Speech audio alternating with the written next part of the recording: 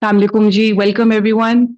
Uh, Distinguished Director CPPG, our esteemed guests who have joined us. Welcome ji. Students, faculty members, Dr. Sikandar. Welcome. It is a privilege for me to welcome you to the Center for Public Policy and Governance for our first 2026 international conference, which is titled Navigating Future Trends and Transformative Pathways for Pakistan. Uh, Today, Ji, we gather at a truly pivotal moment in our nation's history. 2025 marked a period of significant strategic resurgence for Pakistan. We successfully managed a critical 4 day military crisis with India, which was not only a pivotal point in our strategic credibility, but also established a sense of regional deterrence. This momentum was further bolstered by the signing of a landmark defense pact with Saudi Arabia and a renewed constructive diplomatic engagement with the United States. However, as we have seen in the opening months of 2026, and now we are halfway through the year, that the geopolitical landscape remains fluid and fraught with complexity. We have faced escalating cross border tensions since February, simultaneously, the eruption of major hostilities in the Middle East, specifically the confrontation involving the United States, Israel, and Iran, has thrust Pakistan back into the role of a delicate mediator. We find ourselves balancing the protection of vital Gulf economic lifelines with the necessity of maintaining border security and regional stability. So, within this context, the objective of today's conference is to move beyond the narrative of mere crisis management. We are here to foster an evidence based dialogue that captures the current diplomatic openings to identify transformative pathways for the coming decade, as the title of the conference here today suggests. Today and tomorrow's discussion, Jeet, for the next 2 days, there are certain objectives that we have. We have a threefold objective, which is one, analyzing emerging trends in the Middle East and our immediate neighborhood to understand the implications of our foreign policy. Number two, to convert strategic gains into sustainable advantages, focusing on economic diplomacy, counterterrorism, regional connectivity. And three, to facilitate a cross-sectoral dialogue that generates actionable policy recommendations for internal security and governance. We have divided this over 4 panels, as we will see. But ultimately, what we seek to gain at the end of 2 days is to contribute towards forward-looking narrative that defines Pakistan as a responsible regional actor and a proactive peacemaker in the region. So I welcome all our distinguished speakers. I look forward to your insights, to work together to navigate these trends, secure Pakistan's interests in the uncertain world. And before we begin, I would like to thank you for your vital participation. However, before I hand over to our esteemed rector, there are a couple of house rules that I would like to convey to everyone, especially the students, which is number one, we follow Chatham House rules in CPPG. So everything that gets said stays within this room. Number two, please keep your mobiles off. If not off, please ensure that they are silent. If you absolutely have to take a phone call, you can leave the room. And on that note, please don't leave the room too much as well, because the constant coming, going is really distracting for the speakers as well as the participants. Other than that, I welcome everybody once again, and I wish everybody has a learning experience and a good time for the next 2 days. We are very thankful to the staff and admin of CPPG for arranging this thing, and hopefully we will all learn and have a lot of fun. Over to the rector, please, sir. Thank you. Thank you very much for that introduction to the program today for the next couple of days. Thank you for everybody that's here. I think Chatham House Rules is great. I also think the small size of something like this is great because it has a informality, which I think is important. There are actually a few things I did want to say as we start this event, and it's wonderful in so many ways. Of course, thank you, Dr. Noel. I don't want to say this is the first one because you've already done some, but this is an important early event as the head of CPPG. And I guess I just will say in passing that one of the striking things for me about Dr. Noel is this combination of background and experience, hands-on experience in security, in diplomacy, and in academia. I think that's a wonderful set of things to have as we have these kinds of discussions here today.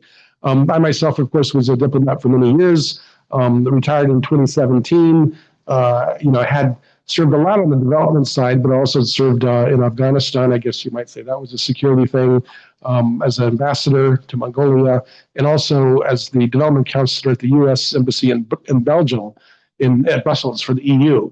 So sort of had that mix of experiences, which of course enriches lives and enriches one's own life, and hopefully contributes to this important themes. When I retired, I taught for 3 years before coming to Foreman. That means 2017 to 2020, and I taught courses in international relations and also in international development. And my starting remarks in that first lesson, that those of you that are faculty know that first lecture is important. One of the things I said, and a lot of this draws on my own Pakistan experience, was that the two, I think maybe I exaggerated, but two of the biggest issues of the 21st century is, one of them is shortage of water, and the second is movement of peoples. And as the 20th century now, we're forward into the new millennium, I think that, or new century, I think that that's true, that the shortage of water and the movement of peoples, and these are both things that are extremely important to the dynamic of Pakistan as well in all kinds of ways. The other thing that I would say in those opening remarks to my classes, especially international relations, is that location matters. You might think it's a blessing, you might think it's a curse, but location matters. And I would introduce some of my own background on Pakistan, and I would say Pakistan is a country that is situated at the place where South Asia, some people don't like that term, but South Asia, Central Asia, and Southwest Asia come together. And of course, as we get into the program, it really covers a lot of those areas, but I just think it's striking. And I would draw on that. I would even in my lecture talk about Pakistan as having a foot in each of those. I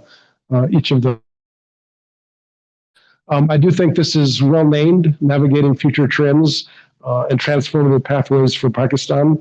In some ways, the navigating part is about the challenges that Pakistan faces, and those challenges are very real. Navigation is tough. Navigation is difficult. Sometimes there's lugs, if you want to use the water metaphor, or if you want to use a straight metaphor. Sometimes there's mines in that water that you're trying to navigate. So that's the challenge part. But the transformational part, transformative pathways, is actually the opportunity. And when you talk about transformation, it is certainly an opportunity in different kinds of ways. We have a stellar lineup of people contributing over the next couple of days. It's amazing to me. We've had an introduction conversation, but just again appreciate all of you that have come as speakers, as facilitators, our own CPPG faculty, and others that have come to be here. This is certainly very timely, as Dr. Rabia indicated, in terms of the events in the region. History never stops. There's no such thing as the end of history. It keeps on going, very timely. And what we're looking at right now has both short-term and long-term consequences. Pakistan is definitely an important during all of this. And as I mentioned before, it's remarkable. And what does this is it has this one foot in where three different regions come together. One could, use an earthquake metaphor and talk about the plates coming together, but the reality is exactly that. And you look over the past year and just think about it. I say this in the context of the resilience that Pakistan has shown, but you could say a brief war with India, that was one of those areas, continuing to some extent, but a conflict with Afghanistan is also a very real part of it. And of course, on that third foot in Southwest Asia, it's what's happening, of course, in the region, in the neighboring country, and Iran and the Gulf. So again, just a few other things as we started, and welcome Kiraj Azzedine. I always appreciate and always learn a lot from his presentations, and I'm looking forward to having him here. But again, thinking of that situation of where Pakistan sits, and strategically where it's at, and again thinking about the region, Iran, the Gulf, this recent strategic agreement with Saudi Arabia. It's interesting for Pakistan because, of course, it does have that Saudi connection, and it also has historical affinities with Iran, which, in the one sense, complicates things. But again, it provides these opportunities, and of course, the other two neighbors we mentioned, Afghanistan and India, where there's been an open conflict. I think that these have been collision points, if you will, at different points in history, especially with India. But I think there's also recognition that, again, location is immutable. You are where you are. You can change some things, but you can't change your location. And at some level, and I've said this in some of the countries where I served, 10 countries as a diplomat, is that, and you need to, you don't always have them, but to the extent possible, you need to have good relationships with your neighbors. And that's something that is important to the extent that it's possible. And then I guess my last little reflection as I thought about what to say here, and it's been on my mind because Pakistan has gotten headlines, and I think the strength of its position for its efforts to play a medium role in this latest crisis, and in different kinds of ways. I think they've done that effectively. And I'm old enough, so my mind goes back to 1970, early 1970s. I'm a student at Murray, believe it or not. I'm in my 10th class, I guess, which is enough to read Time magazine every week and read Dawn and find out what's happening in the world. And the news comes out that Henry Kissinger is recuperating in Nutty Gully at the governor's house, and that's why nobody's seen him. When in fact, of course, Pakistan arranged the PIA flight to Beijing, which led to this opening, which led to diplomatic relationships, which and an unlikely rapprochement. You could say Richard Nixon, a very flawed president, but a strategic-looking president under Kissinger, and a flawed person as well, like we all are, but also did historic things, and that Pakistan was a key player in this. So, none of us can predict the future, but you wonder, maybe this is Pakistan's moment as well to do something unlikely and yet earth-changing, and so we'll see what happens. But again, I think that, and for the Pakistan diplomats that are here, in my own diplomatic world that I lived in for some long period of time, always huge respect for the Pakistan diplomats as a foreign service that, to use the expression, punched above their weight in all kinds of ways. And I think this is an example, or maybe an opportunity where, again, we don't know the future, but Pakistan certainly is playing a role, and that may be punching above their weight in some historically significant ways. So looking forward to the discussion that follows, for the opportunity to reflect on these themes that are built into this, woven into this, and again, this navigating the future, big time challenge, transformative pathways, time opportunities for Pakistan. So thank you CPPG, thank you Dr. Rabia.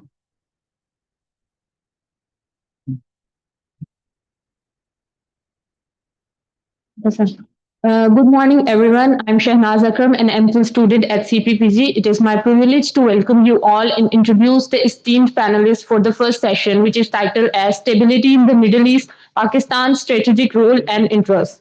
On the panel, firstly, we have Ambassador Shaukat Umar. Ambassador Shaukat Umar is a distinguished retired career diplomat who served in several high-level international positions over a multi-decade career. He most notably served as the permanent representative of Pakistan to the United Nations in Geneva from August 2002 to February 2005. His extensive diplomatic experience also includes appointment as serving as Pakistan's ambassador to Austria and South Korea, as well as serving as the permanent representative to the UN office in Vienna. Throughout his career, he represented Pakistan on critical global issues such as human rights, disarmament, and international labor standards. We are honored to have him with us today.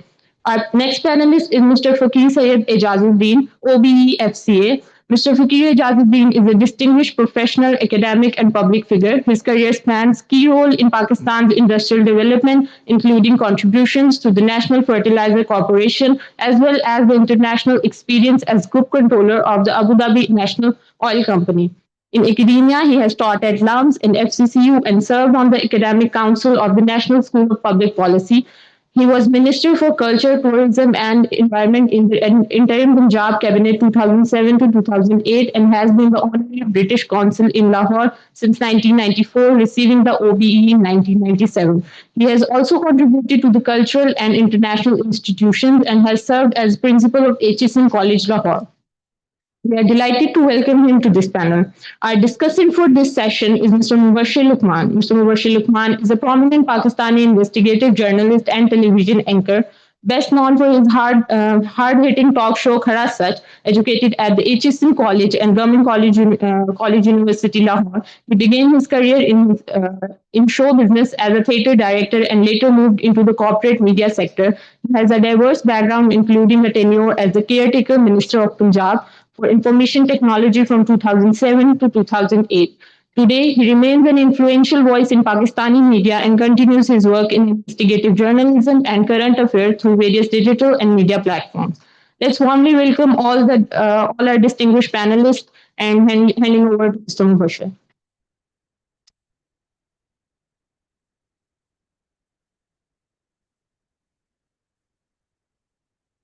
Bismillahirrahmanirrahim.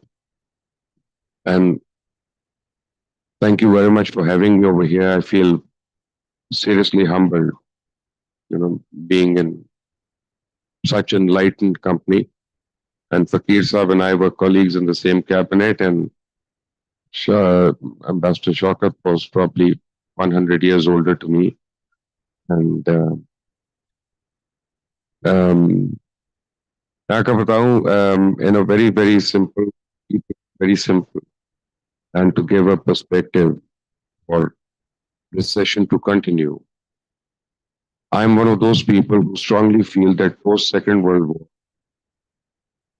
there was a geopolitical change and there were institutions that were made and built over there. Now they've become redundant.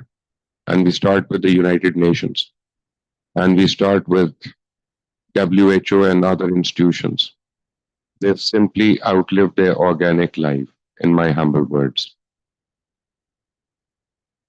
And I also feel that the New World Order is in store. We first heard George Bush talk about it years back during the first Gulf War. And ever since, I've been trying to educate myself about the New World Order. And today, as I see it, New World Order represents three things: controlling the information as the king; controlling economy, there are no two words about it; and third, protecting your environment. So as you look back, you'll see that all war theaters are going to be away and away from those conflicting countries because they need to protect their own environment as well. So when we come over here, today I strongly feel that the Middle East geography is about to change, and it will change sooner than we think it will, probably in a year or two. I see three countries categorically, they will not exist in their current forms. One is Yemen, Syria, and Iraq. And we can go on debating about it, but that is happening. And new alliances are being made. New JVs are coming up. And if you look at the conflicts around the world, you have to open the map of the world and look at the oceans and the choking points and the trade routes. On every trade route, you see an area of interest. Like a country like Djibouti, which has a population of 2 million, has 7 military bases in it. Why would Djibouti have 7 military bases? Has anybody thought about that? No. Because it is overlooking, it is saying Yemen over there, and between Yemen and Djibouti, there's a distance of 70 miles, and that's Bab el-Mandeb. That's another choke point like the Strait of Hormuz. Anybody who's over there can block 20% of the world trade, in addition to 20% of Strait of Hormuz. So if this conflict had continued between Iran, Israel, and the US, I think in the next 48 hours, the Iranians and the Yemenites, they would have blocked Bab al-Mandab as well, and we would have had a bigger catastrophe. Then you have the Suez Canal, which is a choke point. The Israelis were denied access to Suez Canal at one point in time. And ever since they decided, they planned on Ben Gurion Canal, which goes through the Gaza Strip. And I'm not giving you a conspiracy theory, I'm giving you a fact that the bombing in Gaza is due to a purpose. And it is to evacuate that area so that makes way for the Ben Gurion Canal over there. And because whoever, if they can make the Ben Gurion Canal over there as it is in the current form and plan, then obviously they control the trade and we can kiss Suez the goodbye. Panama is another choke point. Strait of Malacca is another choke point. So as a director suggested that Pakistan has a very vital strategic geopolitical placement over here. But having said that, that also makes it more, seriously under attack and under threat. Our situation, our geography has many advantages for us. It also poses many threats for us. And before we came into this room, I was talking to General Noel and I was telling him that the first signs of unrest in Karachi and Hyderabad started in 1985. Just before that, Hong Kong was being closed and handed over to the Chinese government. The British were relinquishing their control over Hong Kong. And all the investments coming out of Hong Kong, and they had to be parked somewhere.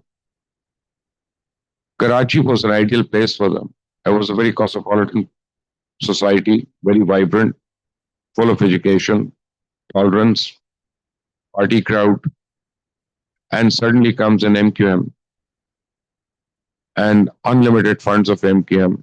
And we saw unrest in Karachi, Hyderabad, and those areas that nobody has ever witnessed and nobody wants to. All the investment as a consequence quietly slipped away to Dubai, which was an artificial port, which was not a natural port, Jebel Ali. It was a man-made port. And then we see the same pattern replicating itself in Gwadar. We see the same pattern replicating itself in Balochistan for BLA. You see, the success of UAE has been the burden for others. If there was a war between Russia and Ukraine, UAE was very happy. They could simply go over there, entice about 500 millionaires and say, look, you need to bring your money to Dubai, park it over there. We are safe, we are secure, we are interest-free. That was a catch line, that was the USP. So they gained from these conflicts. Today we are, I will quote from Zulfikar Ali Bhutto's book. Prime Minister Zulfikar Ali Bhutto wrote a book. And I'll quote the first line of the book. I think it was If I'm Assassinated. And it says, and I quote, Pakistan is standing on crossroads whence all but one way leads to destruction. Unquote. And I can say that for today as well. I mean, if I repeated that in my own name, you'll think it's a very profound statement, but this statement was made around 55 years ago. And we haven't improved. Because we haven't even begun to improve. Contrary to popular opinion, we like to pride ourselves on being a great nation. We are not. We seriously lack in many areas and many things. And those of us who have the courage to say it have a very tough life. How do we go? I mean, I can tell you exactly what we need right now. I mean, we need internal security, we need agriculture development, we need progress in IT, we need industrialization. The question is how? Everybody knows the solutions. Everybody knows the problems. we are simply not ready to address the issues. Talk to the bull in the china shop. We are not willing to do that. I think the first lesson for Pakistan and every Pakistani should be a lesson in self realization that we are not the best in the world and that we have to learn a lot from the rest of the world and that we've got to get our priorities sorted out and then we move forward. I mean, talk about our foreign policy. This is the first time I've seen our foreign policy working, for whatever reason. But remember, we were not friends with Russia because they were socialists, they were non believers. But we were great friends with China, but they are communists. No, no, no. Chou Enlai loves Pakistanis. Mao Zedong loved Pakistan. So we've had a pretty warped up foreign policy, like it or not, because our foreign policy has been dictated by our defense needs or requirements. It has not been the foreign policy that has been in the forefront. It has been our other needs. And we Pakistanis, we have a serious issue. We have fear of the unknown. We will tell our children not to jump in a pool because we are afraid of water, not realizing that every child will have his or her phobias as well. And by giving our phobias, adding our phobias, we're simply adding on to the number of phobias. We're not eliminating any. So we need to understand, realize today that we have a very responsible role in the world. The world has 8 billion people now. It does not want to feed anyone. Nobody has money for anyone. Nobody wants to feel sorry for anyone. We need to stand our own feet. Whatever is our strength today, which is 62% of the youth, in a few years, this will be 62% old age people that need medical, that need insurance, they need all kinds of things that we need to develop. What happens when this youth turns old? Will that not become a liability? Are we getting ready for that? We need to educate ourselves and we need to assert on ourselves that we seriously need to realign our priorities. And I think the time has come where we relied more on regional harmony. A region could be anybody, could be Iran, could be Turkey, could be the biggest emerging commercial market in the world, which is Central Asian republics. We could, I mean, why do we have to be restricted to one or two countries in the world? Why shouldn't we be friendly with every country of the world? If it means realigning our policies, so be it. And whether we like it or not, I'm going to say something which is very, it takes a lot of courage, trust me, when I say that. Pakistan will never progress unless or until you separate religion from governance. If this country has to make any progress, you have to separate religion, governance. Mark my words on that. I mean, we are drowning in religious hatred. It is not interfaith harmony that we require. We are struggling with intrafaith harmony. That's more detrimental for our interest.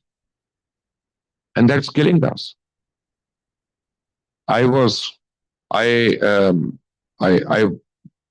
Before I end, I need to tell you this thing.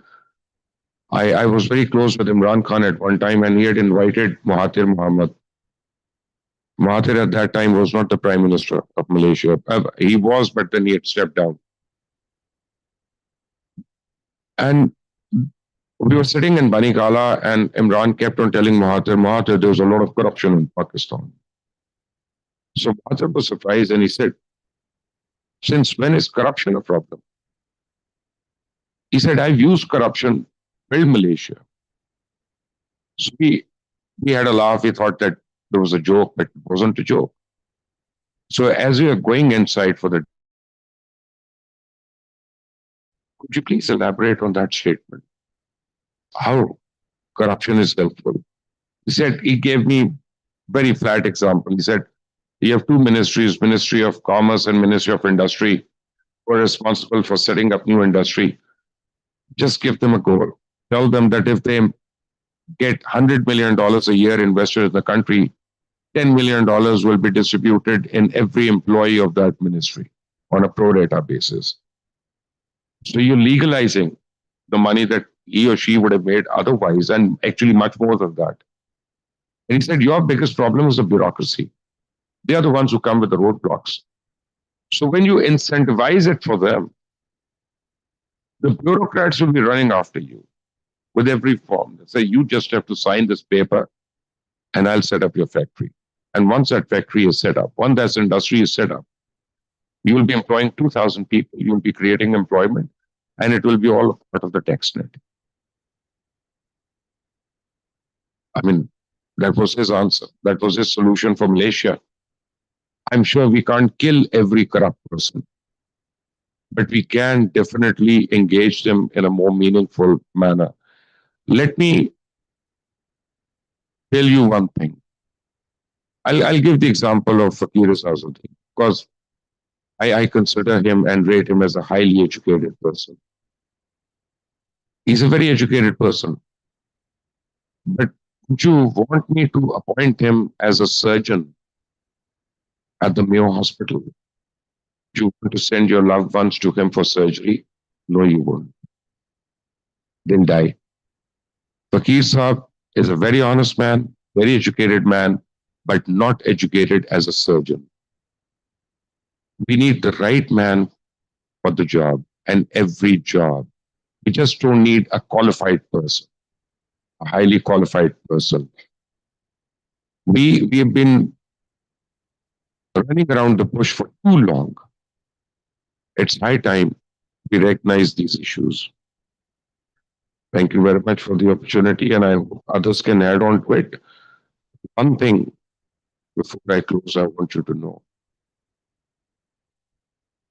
I feel very privileged, extremely privileged to have been invited here today. Because I think, and I was telling the director beforehand, that it is the universities and the colleges of this country that will make a difference.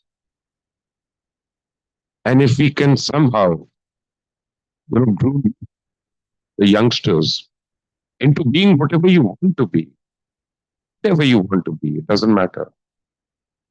I think this will be a very vibrant country. And thank you for the opportunity.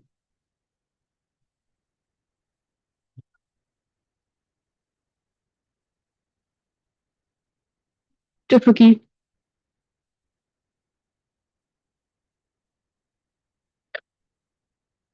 Thank you very much indeed. First of all, sorry. I'm deeply grateful to Mubashir for his very generous remarks. But considering the level of professionalism, I'd be happy to volunteer as a surgeon. So at least it would save some of the buildings in Mayo Hospital, which I understand is under threat. I'm deeply grateful to Ambassador. Can everybody hear me? I'm deeply grateful to Ambassador Major General Dr. Noel Khoka for his invitation to be part of the panel in this opening session. And I'm equally indebted to Dr. Jonathan Addleton, who, as rector of FC College, his welcome has reminded me of the days when I was teaching accounting here 20 years ago. The topic before us this morning is stability in the Middle East, Pakistan's strategic role and interests. Now, that is a tall order. Some years ago, I was asked by the BBC to speak on the future of the Commonwealth. And I asked how much time did I have? And they said, well, about 5 minutes. So I said, well, that just about sums up the future of the Commonwealth, doesn't it? So forgive me if I'm not able in the next 10 minutes to bring about stability and peace in the Middle East. The US and Iran have not been able to achieve an enforceable accord even after 75 days of belligerence. And Western countries have not been able to digest Iran even 75 years after biting off more than they can chew. This morning, I propose to present my view on the present crisis under 4 headings: history, hypocrisy, hubris, and hiatus. History. We all know that following the industrialization of Europe, as Bashir has mentioned, Western countries hunted for oil to sustain their development.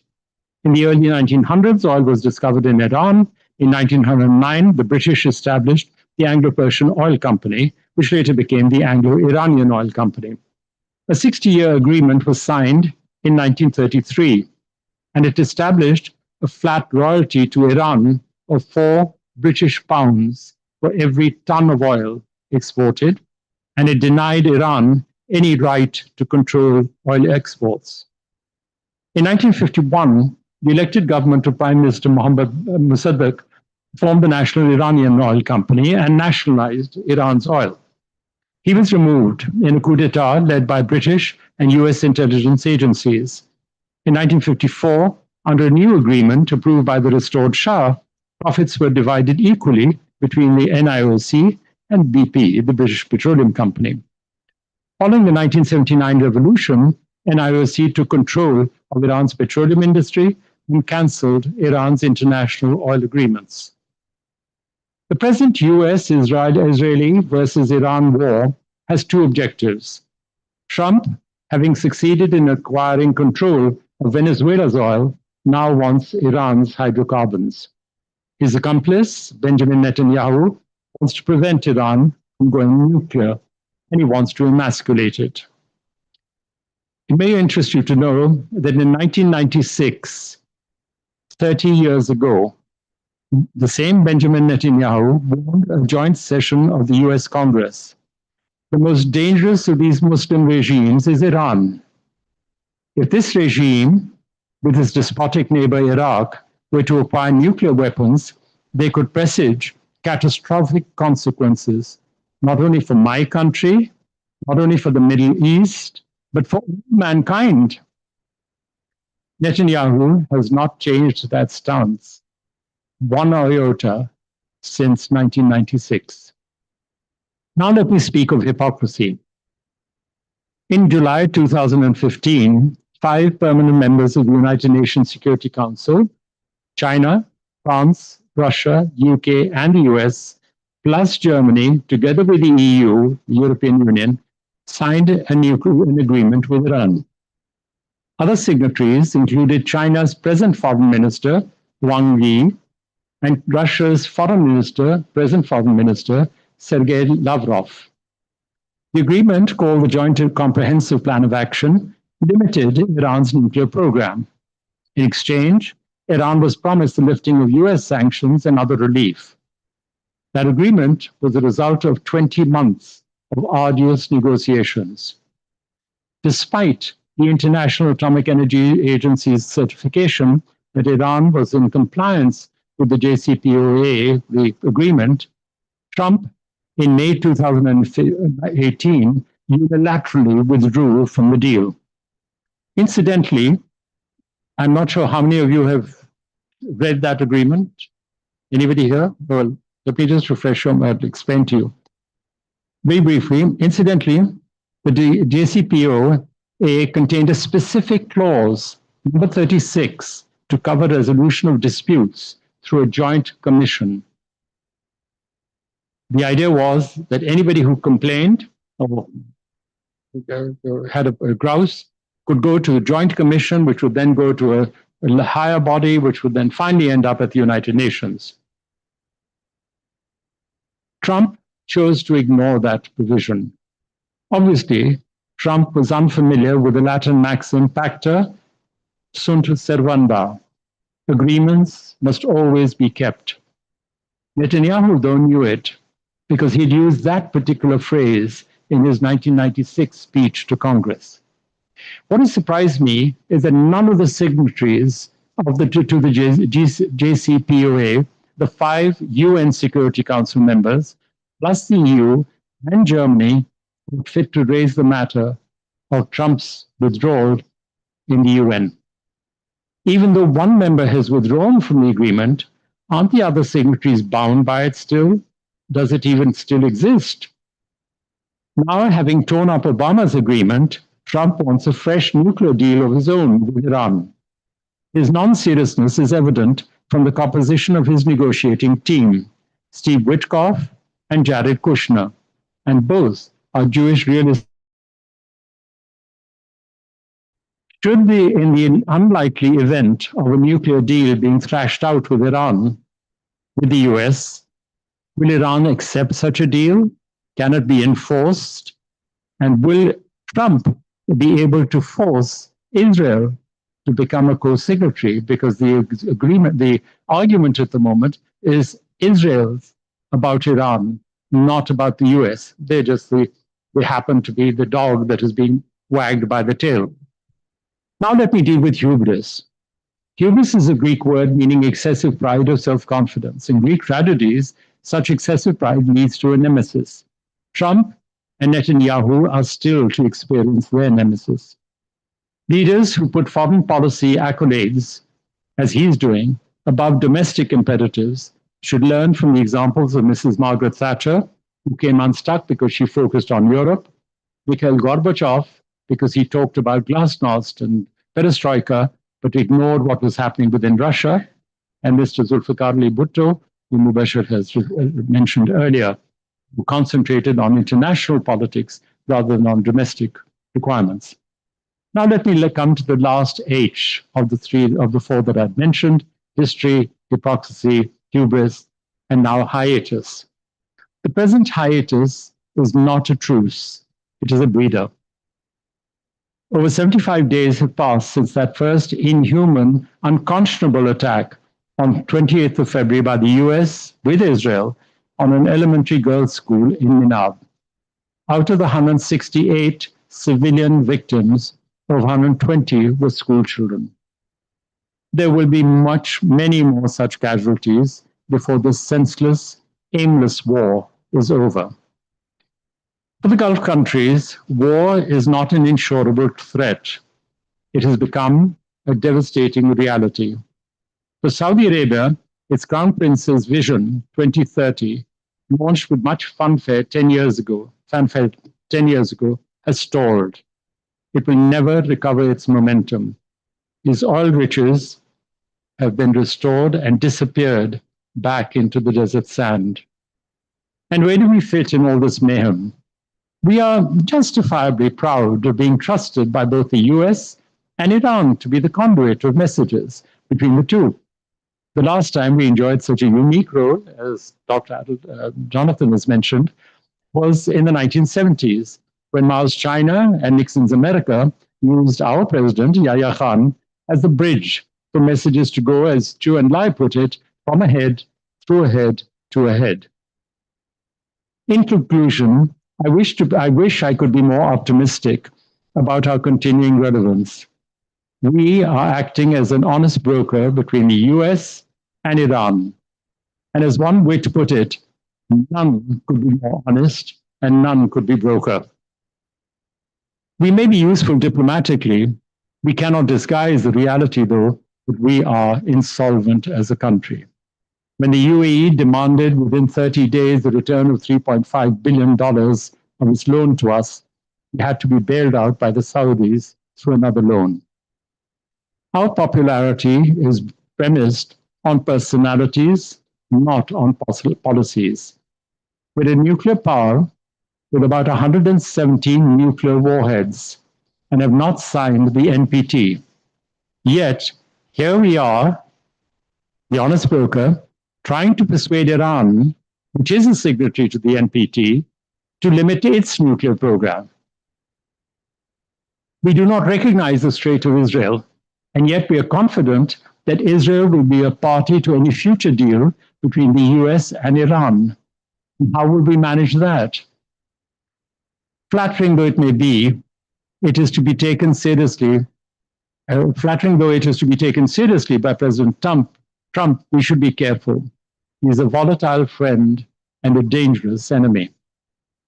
Our problems are not the Middle East. They are, as Mubashir has just mentioned, they are unbridled population, failing standards in education, climate change, health, transport, and. The contingent impact of the Gulf crisis is the foreseeable plight of Pakistanis working in the Gulf.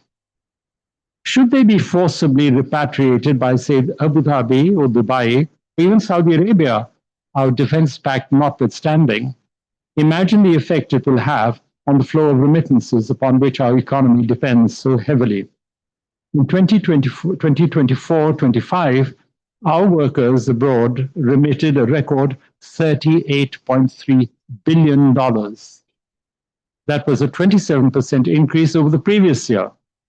What if, like the oil passing through the Strait of Hormuz, all those remittances should shrink to a trickle? And has anyone in the government prepared any plans for the reintegration of these returnees? We should not take our role as brokers too seriously. Brokers are useful until the principals have no need for them or lose interest in them. And when that will happen, sooner rather than later, I suspect, we'll be thrown back into the simmering cauldron of our domestic realities. Thank you very much. I would now like to ask Ambassador Shaukat Umar to express his thought on the subject.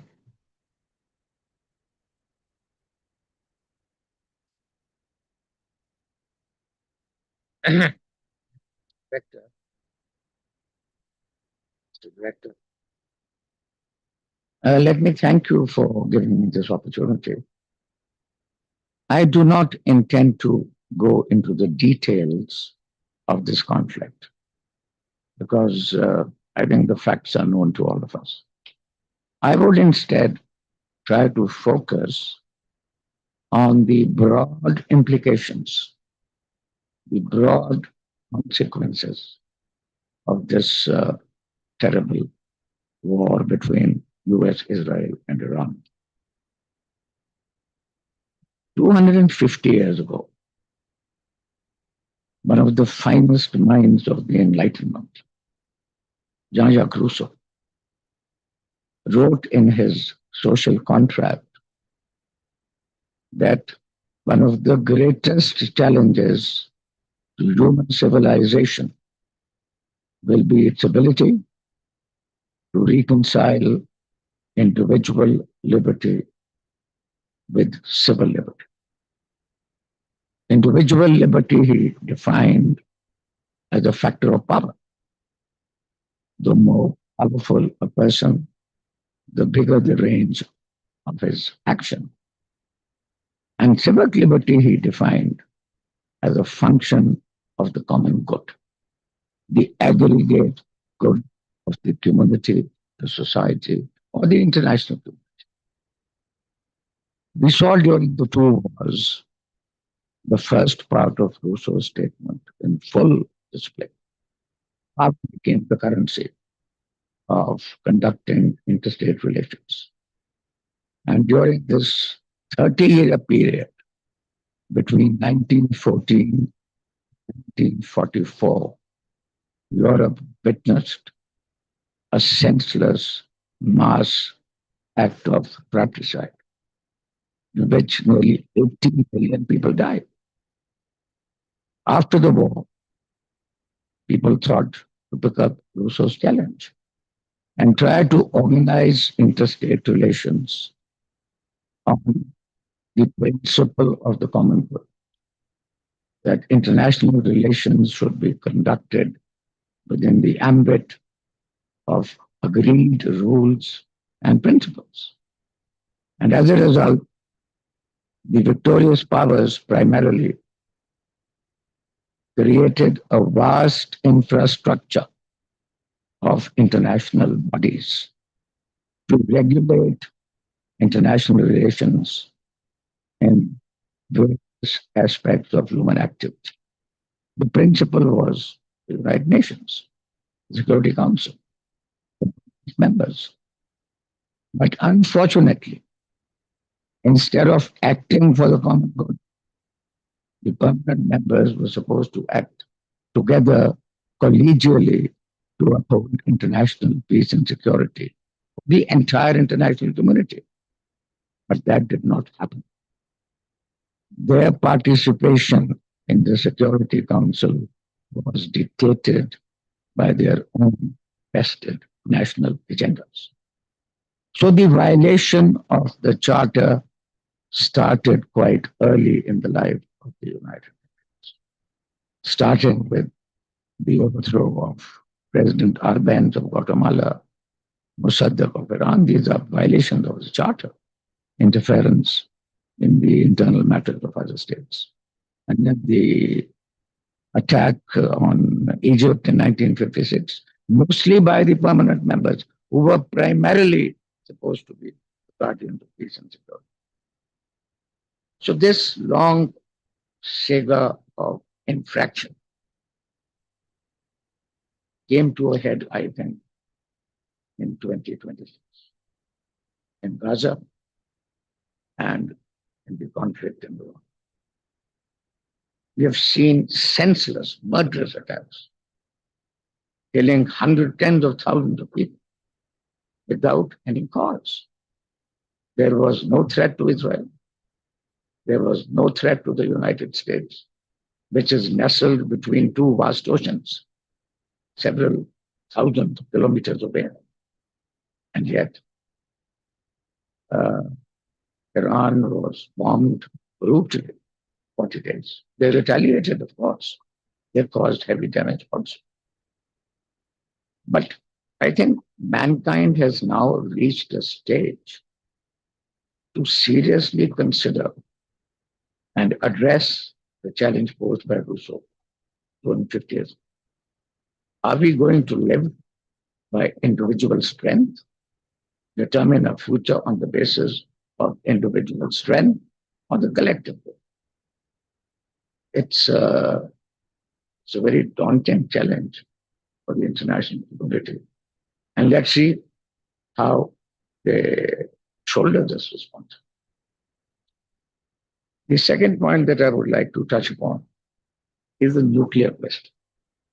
This, to my mind, is the crux of the problem in the Middle East.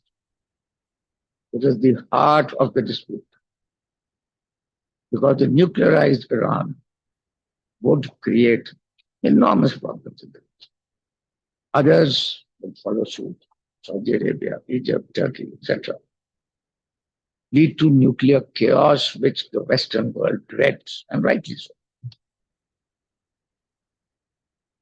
Now, after we exploded our nuclear devices, India and Pakistan, I was in Vienna representing Pakistan at the IAEA. There we managed to get inside information because the IAEA is heavily present in Iran to monitor the Bushehr nuclear power plant. And we got the impression, it's an impression, that after our nuclear explosions, Iran has also decided to go for the nuclear option because they felt that only in nuclear deterrence that their security would rest. But then this resulted in massive sanctions by the international. The Iranian economy was terribly hurt. Its currency collapsed, massive inflation, standard of living fell down. So a group of Iranian reformers, so to speak, headed by President Rouhani, I think he was a visionary. They said the pursuit of a nuclear option is not worth the price we are paying. The price which Iran is paying for pursuing this course is not sustainable. It cannot be tolerated by the people of Iran. So they decided to negotiate a nuclear settlement with the Americans. For 2 years, there were talks between Javed Zarif, the foreign minister, and John Kerry, the US Secretary of State, various locations. And they reached an agreement in 2050. This is called the JCPOA. In that agreement, Iran made important concessions. And their assessment that these concessions are worth the objective which they had in mind. They were visionaries, people like Rouhani and Javed.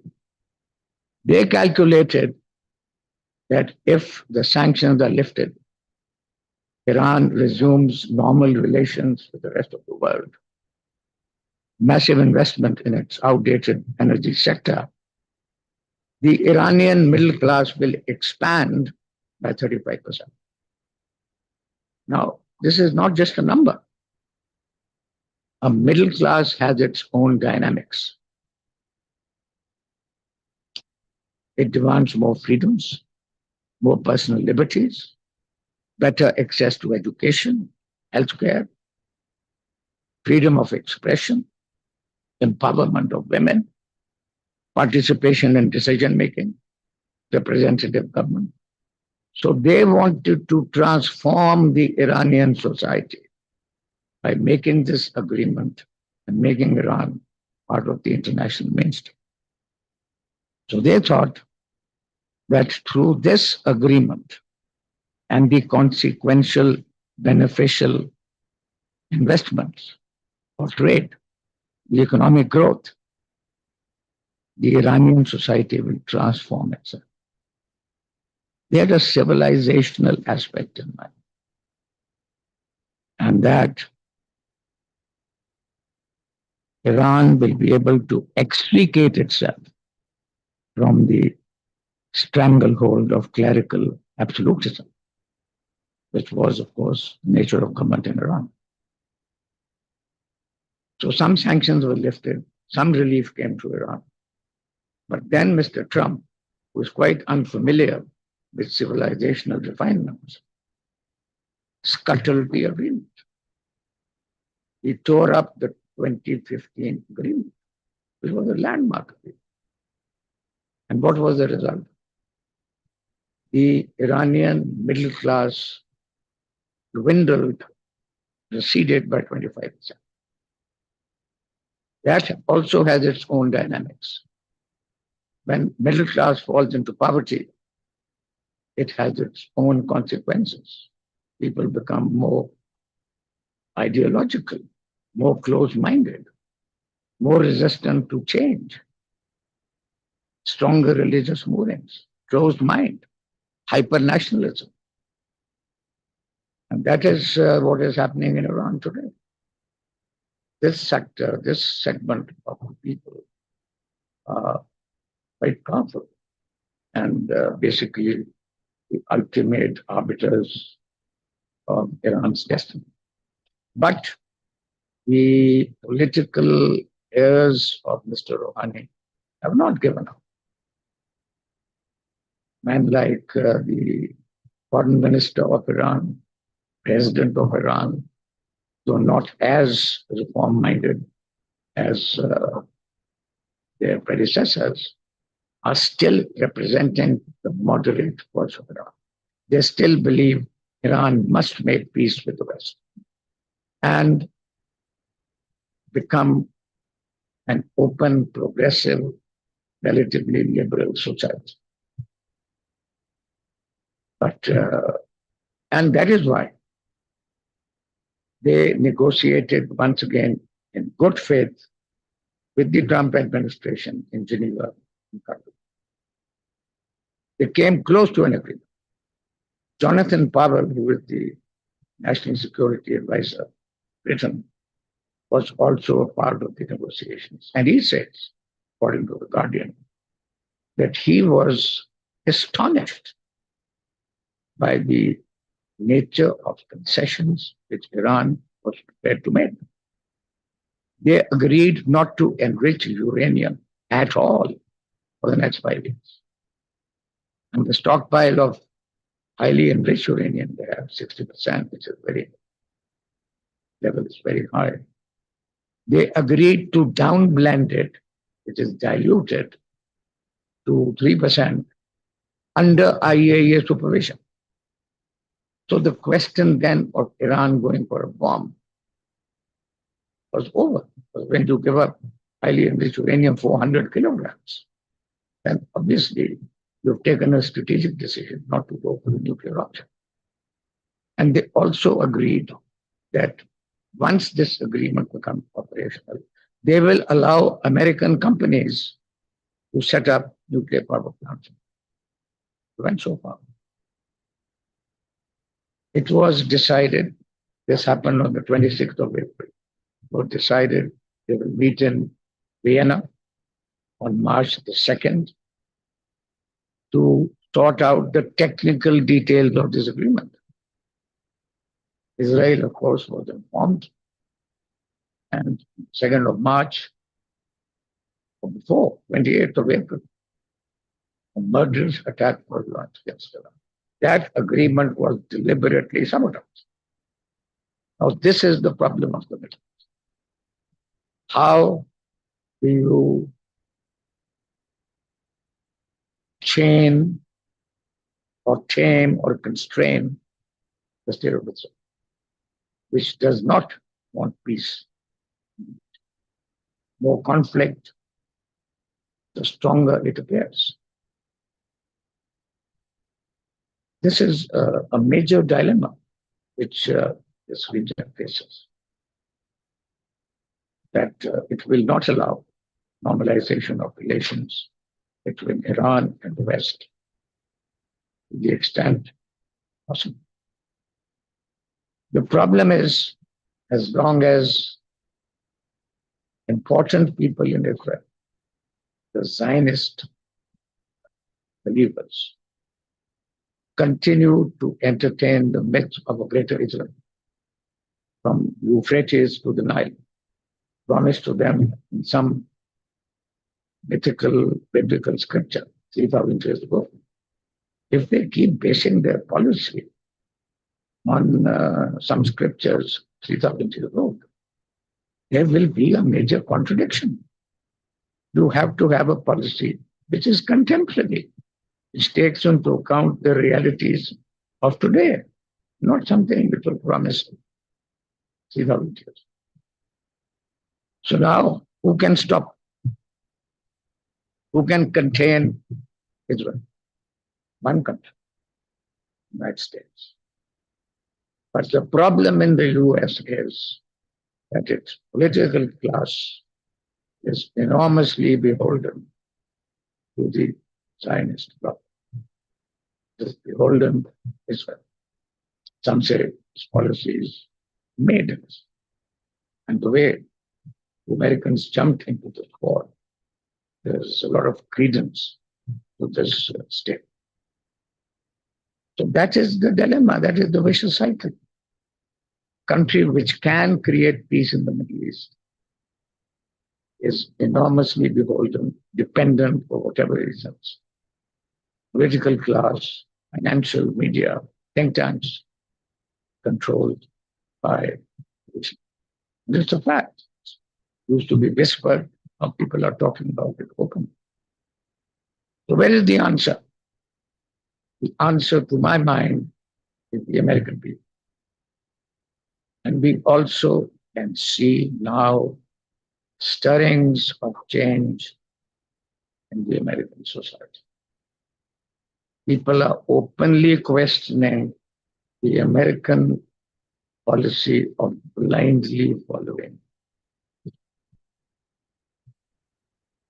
Bernie Sanders, a Jew, but a secular Jew, apparently the most popular man in America, openly says that we need a two-state solution in Palestine. And this predatory attitude Israel has to be stopped. Then you see other signs of change. The election of Mamdani as the mayor of New York, an Islamic socialist heading the citadel of American capitalism. It's quite a contradiction. And 33% of his support came from the Jews in America, secular Jews, who no longer believe in unbridled support for Israel. So let's hope that these trends continue and they manifest themselves in the midterm elections later this year, and perhaps in the presidential elections of 2028. Because unless you have a president who gets elected despite the Israeli lobby, not because of things in the Middle East, not change. And I think peace will remain. Next point, which I think I would like to touch upon, is another very fascinating aspect of this. The largest country in the world, most populous country, the fourth largest economy in the world, the third or fourth strongest military, whose middle class exceeds the entire population of North America. While a seminal conflict was raging in its neighborhood, it was reduced to the status of an inconsequential onlooker, an insignificant, irrelevant bystander. India. In the normal course of events, I have no hesitation in saying, India would have been the ideal candidate for playing the role of a peacemaker during this conflict. There's historical ties with Iran, building the port of Bandar Abbas, civilizational ties, excellent ties with Israel. And despite Mr. Trump's tantrums, institutionally, the two countries are bound very closely together. Ideal candidate for peacemaking. Didn't happen. Bad policy choices. 2 days before the bombings began, Mr. Modi was embraces Mr. Trump, person who is spurned by everybody, whose hands are red with the blood of tens of thousands of innocent civilians, who turned a city of 2 million people into a smoldering wasteland of human debris.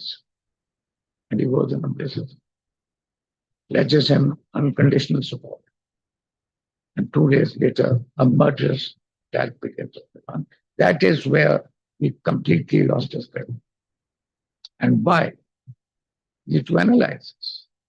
Honestly. Israel was the only country which supported India during the so-called operations in Afghanistan, but Afghanistan was not able. Only Israel. Not only supported verbally, materially, supplied armaments, sophisticated spyware, drones. So Mr. Modi looks at the world from the prism of this hardcore Hindu right. The result is serious distortions in their foreign policy, a disfigured foreign policy. India should have been on the top. Today it's totally irrelevant. It tried to isolate Pakistan, ended up isolating itself. So when policy is made on the basis of theology, on events which happened 1,000 years, when every Indian Muslim is seen as a foot soldier of Muhammad Wali, this is the mindset. And every Pakistani is seen as the company commander of Mahmoud Abbas. And the policy has to be completely out of sync to today's reality. And I tell you one thing, the Indian Foreign Service is amongst the best in the world. We have dealt with them, in the multilateral business. We deal with them every day. Professionals of the highest quality, very intelligent, loquacious, very refined diplomas. But I don't think Mr. Modi listens. You have interviews of retired Indian foreign secretaries, extremely erudite, scholarly people. Shiv Shankar Menon, K. Sood, others. They all say the same thing, that if India wants to play a global role on the global stage, it must make peace with Pakistan. Because if there is fire in your neighborhood, you can't play any role internationally. But all this falls on deaf ears because the policy is based on an ideology moored in hate intervention, which is unfortunate. I think policy should be based on empirical evidence, as Mr. Pal also was saying. Ideology should have no place in council, based on facts, evidence, on empiricism. Then you can make a sound policy. Pakistan. Now, a lot has been said about Pakistan, but in the internal context, I will not like to go into that. I think the fact that we were able, I do appreciate that itself. But the fact, I'm speaking of the that we were able to bring two countries who sit on the outside edges, the extreme edges of the ideological spectrum, who have been at each other's throat for the past 50 years. To bring them the same table, I think, is remarkable. I think it's a matter of gratification. And then being able to arrange a ceasefire would have gone a little further. Couldn't happen. Events beyond our control. But to arrange a ceasefire who can end to this murderous conflict, spare thousands of lives, damage to infrastructure on all sides, I think was an achievement one can feel proud of. But we'll have to be very, very careful because the positions have got. I think in his last tweet, Mr. Trump called the American Iranian proposals as garbage. Don't use this language. Don't see it anyway. So the positions are hardening.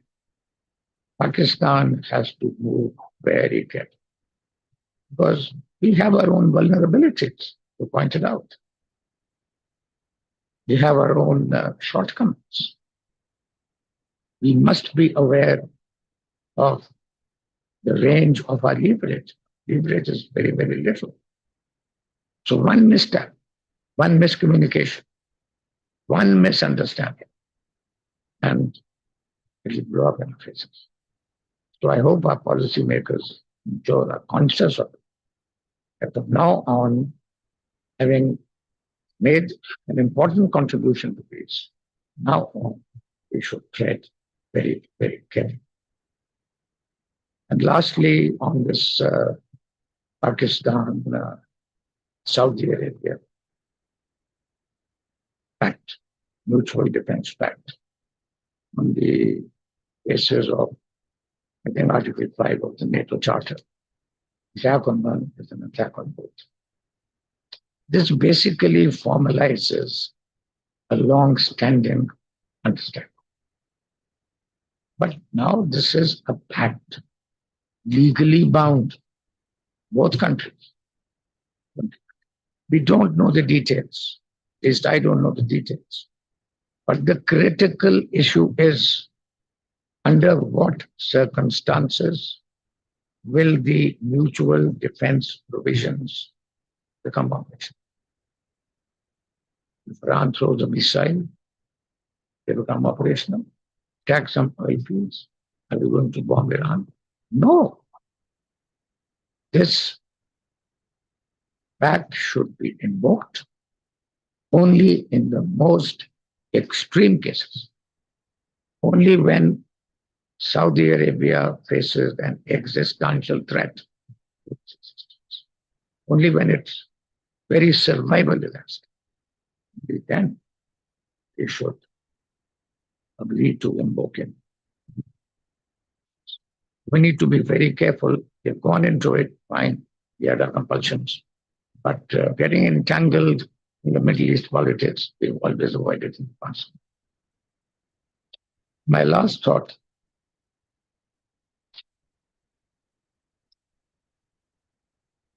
You see, something worth considering. Iran, in the sanctions for 50 years, no air force worth the name. Very antiquated navy, all destroyed. Not an effective air defense system. And yet, for the brunt, the two strongest militaries in the world, 40 days, and inflicted enormous damage inside Israel and the American bases in the ground.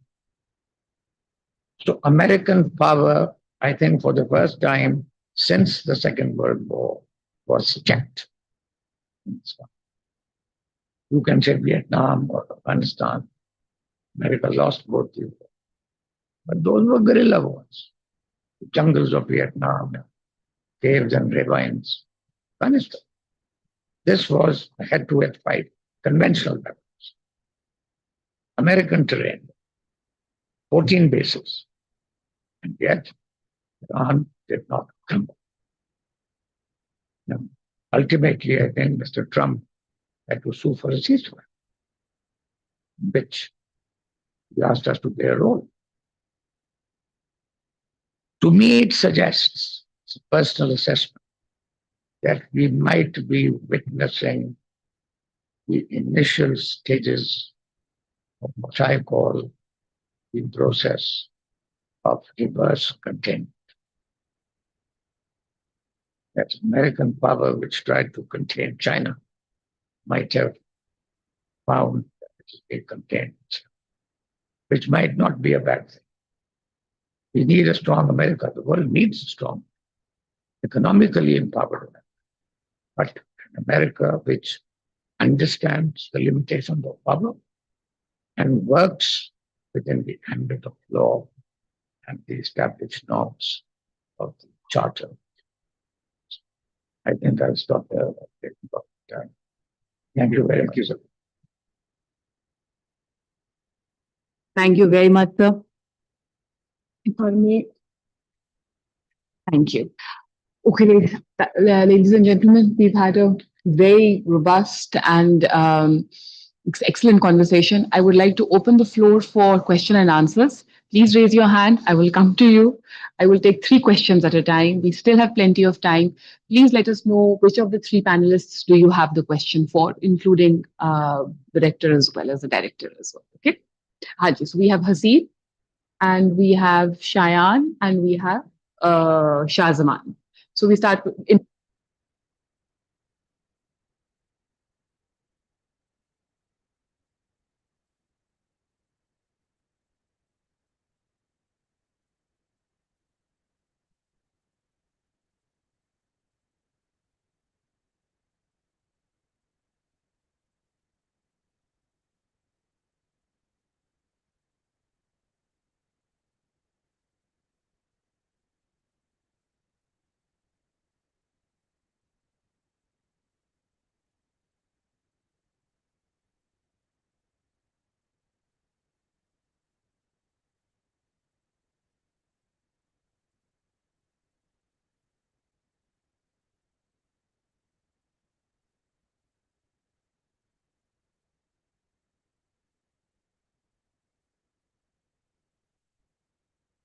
To be honest, I think that was a terrible move on part of the army chief.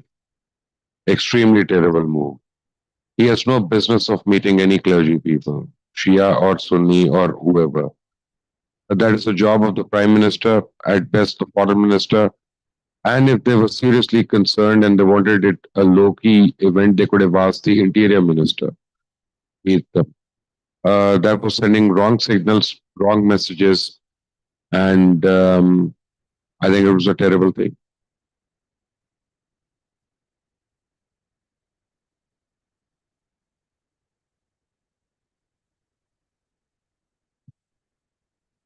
Yeah, okay, right.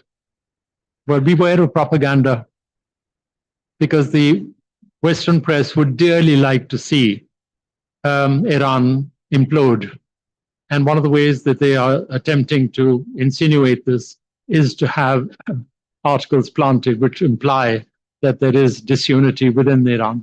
There's disunity within the United States, there's disunity within Israel, disunity here. But the difference is you hear nothing about Israel.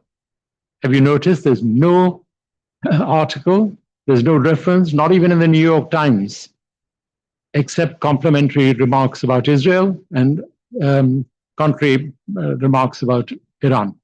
So please don't go by that. And I realize that we have one of the most eminent practitioners of television presentations here, but nevertheless, beware.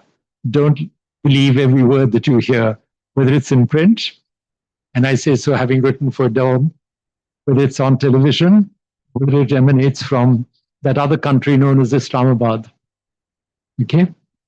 Don't believe it. So it's wishful thinking. It's wishful thinking.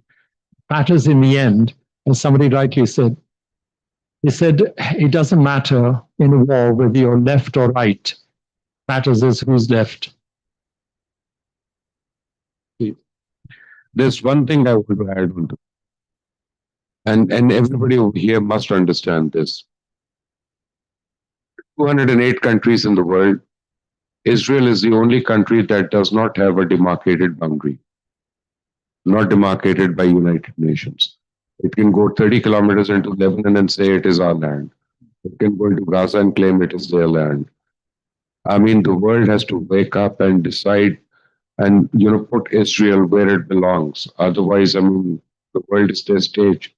So it is the only country in the world that does not have a boundary, and New York Times, CNN, of course, nobody will tell you that. Mubashir, with your permission, not just Israel, but Pakistan as well. Yeah. We do not have known boundaries. The western boundary, Afghanistan, it has not been settled. Kashmir, Jammu and Kashmir has not been settled. Sir Creek has not been settled. So the only boundary that we can be proud of is the southern one along the Arabian coast. None of the others. So Pakistan is in the same category. Well, both countries are formed in the name of religion, you see. Let me add to you, sorry, I don't want to dominate this. Dr. Zafrullah Saab, many years ago, was the foreign minister, first foreign minister we had. He mentioned to me that Pakistan was the prototype for Israel. In 1945-47, when the proposal for creating a homeland for the Muslims was first mooted, Chaudhry Saab said that the reason Pakistan was accepted was as an experiment, that if the international community accepted this concept of a nation based on religion, converted into a state, then they would have no argument against Israel. So we were, in fact, the prototype for Israel. And when I say so, I agree. There's a difference. In Pakistan, you have disputes. We have disputes with others, but we can be settled. There is a problem in Kashmir. That's a disputed territory. In Israel, there is this agenda of conquest. Oh, yes, totally. Greater Israel. Absolutely. That is your problem.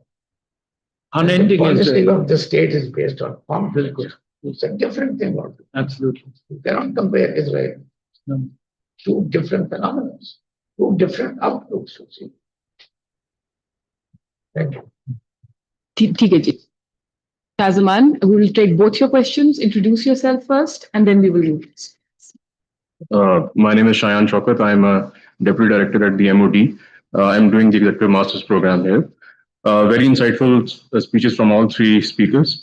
My first question would be to Mr. Mubashir Luqman. You mentioned the three pillars of the New World Order. You mentioned that it is information control, control of the environment, and control of the maritime routes. So is Pakistan, in your opinion, prepared to enter the New World Order? like you said, based on these three conditions. Second, yeah. Sorry, come again, Yeah. Pakistan. You mentioned the three pillars of the new world order, right? So is Pakistan prepared to enter the new world order, to deal with it, essentially? And secondly, a question to Mr. Ijazuddin. I'm a huge fan of your articles. I read them regularly on Dawn. You mentioned that Israel, because Pakistan is negotiating the deal between the US and Iran. So what? Maybe facilitating, yeah, yeah, yeah. So you mentioned that what would happen if if Israel becomes a co-signatory to that deal or that facilitation. So Dr. Pervez Woodboy, he's been a teacher here in FC College as well. And he used to write regularly for Dawn. And he mentioned that Pakistan is not a noble country because we don't have noble relations with every country in the world. So do you see in the future Pakistan ushering on this path, maybe through this deal, maybe through this path that we are indirectly being linked to Israel, we are indirectly talking to Israel, regardless of what the Israelis are doing and the genocidal part, putting that aside. So is there a future regarding that relations between Pakistan and Israel? And a question to to Ambassador Shaukat, you mentioned regarding how this system was created after World War II, and Pakistan's position has mostly been regarding equitable reform at the UN, especially the Security Council. So, with regards to the recent changes in the world order, do you see India? India's demand has been permanent seat at the UNSC, veto power. So, how would Pakistan navigate that? Because that seems to be a budding reality in the new world order. Thank you. My name is Shahzaman. I am MPhil student at CPPG. I want to ask question from Mubashir Lukman Saab. Sir, as you have outrightly mentioned that we need to segregate religion from governance for utilizing the full potential of our country. But why we always think in that way? Why we need to separate religion from governance? Has religion is our fundamental part of our belief? Why we have to think critically and include religion as a part of governance and to come with another perspective to see governance in from other angles and mentioning the example of Prophet Sallallahu Alaihi Wasallam at Treaty of Arabia. Has he strategically include the religion and warfare to utilize the full potential of the state of Medina? So why we always segregate religion from governance? This is my question from you, sir. Okay. But that's a very tricky question, but I'll still try and be honest. The first one about the New World Order, no, we have not learned anything, and we are not prepared at all to go into it. In fact, on the contrary, I think that the worst thing that happened to Pakistan was China. I hate to say it, but free trade with China ruined every indigenous industry that we had in Pakistan. If you eliminate that, and today Pakistan would be an industrial nation, and on its own. And we become a consumer society thanks to that free trade with China. I think we are far from entering the new world order. The other question is, it's a very tricky one, and I'll try and be as honest and straightforward as possible. There is no one religion that you have. There is no one Islam. You have 20 different kinds of Islam being practiced over here. What Sharia do we follow? And in the Shia Sharia, the government cannot take zakat, and the Sunni Sharia, the government can take zakat. For God's sake, please spare me. This is the 21st century. This is the age of coexistence or no existence. Keep your faith to yourself. Keep your faith personal, and that is more important. Don't impose it on me. Don't impose it on anyone. Thank you.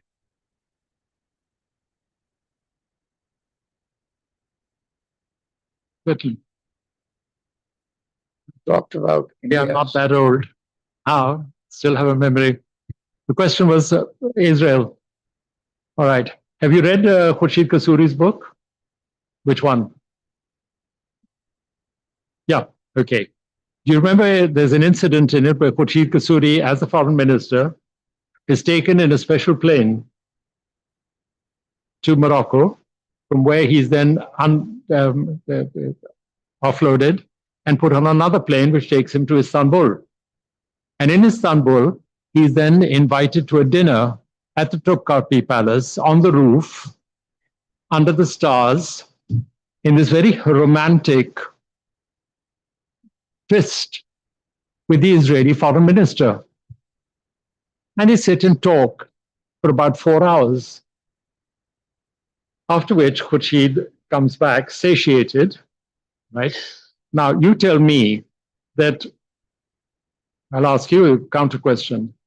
Here we are, our foreign minister is talking to the Israeli foreign minister in a neutral country. Doesn't that ipso facto acknowledge the existence of Israel? All right? Whereas our official policies, we do not accept Israel. And yet, our foreign minister is negotiating or talking to them as such. Even today, the very fact that we are party to discussions or bringing two parties together, United States and Iran, which recognized Israel, by the way. Iran did under the Shah, and even now, certainly not as actively as it did. But Iran recognizes Israel. Here we are trying to broker a peace between Israel, the United States, Iran, and we don't even recognize the one country that is holding all the cards.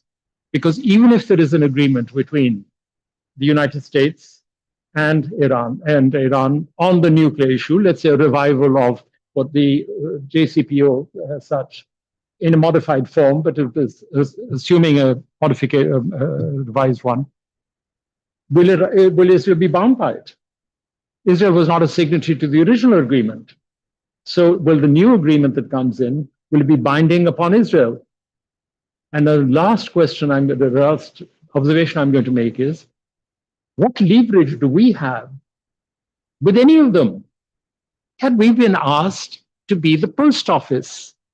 We receive messages and we convey the messages. This is what happened in 1971. The reason why it was so critical in 1971 was when Chou En-lai sent a message and Nixon sent a message. Those messages was communicated verbally because they did not want a single sheet of paper which carried any evidence of US ownership or Chinese ownership. So the Chinese ambassador would come and dictate to Yahya Khan what the Chinese had said. And then he would ask General Pirzada to write it down, which was then sent to Agha Hilali, who would then go and dictate it to Kissinger, who wrote it down. And this continued for months. The point I'm making here is that at the end of it, after we arranged for Kissinger to go to China, the first thing that Kissinger did in his meeting with Chou En-lai was to say, can we have all future dialogue directly and not have to go through and I'm quoting, not to go through a third world country whose stability cannot be assured? Chou En-lai didn't reply. But next day, Chou En-lai then responded and said, I've noted what Your Excellency has said, but we have a saying in China, you don't burn the bridge over which you've just crossed.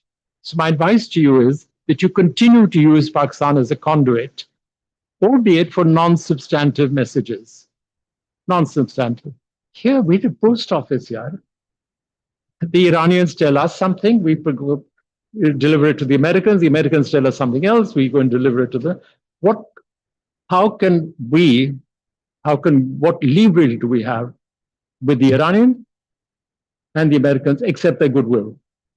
Except the goodwill. And as the ambassador has rightly pointed out, they came this close to an agreement in Geneva, in Islamabad.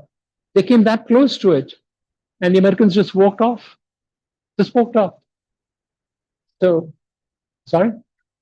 They almost signed the document you mentioned about the British representative who was there. They all were confident. And then suddenly Trump said, no way. And he called both of them back. It reminded me of an incident in Reykjavik between President Reagan and Gorbachev. And it was on the Star Wars discussions, negotiations. Gorbachev thought that he had Reagan over a barrel. So he kept upping the ante. And eventually, Reagan just got up and left. This was, by the way, held in a schoolroom, on the stage of a schoolroom in Reykjavik.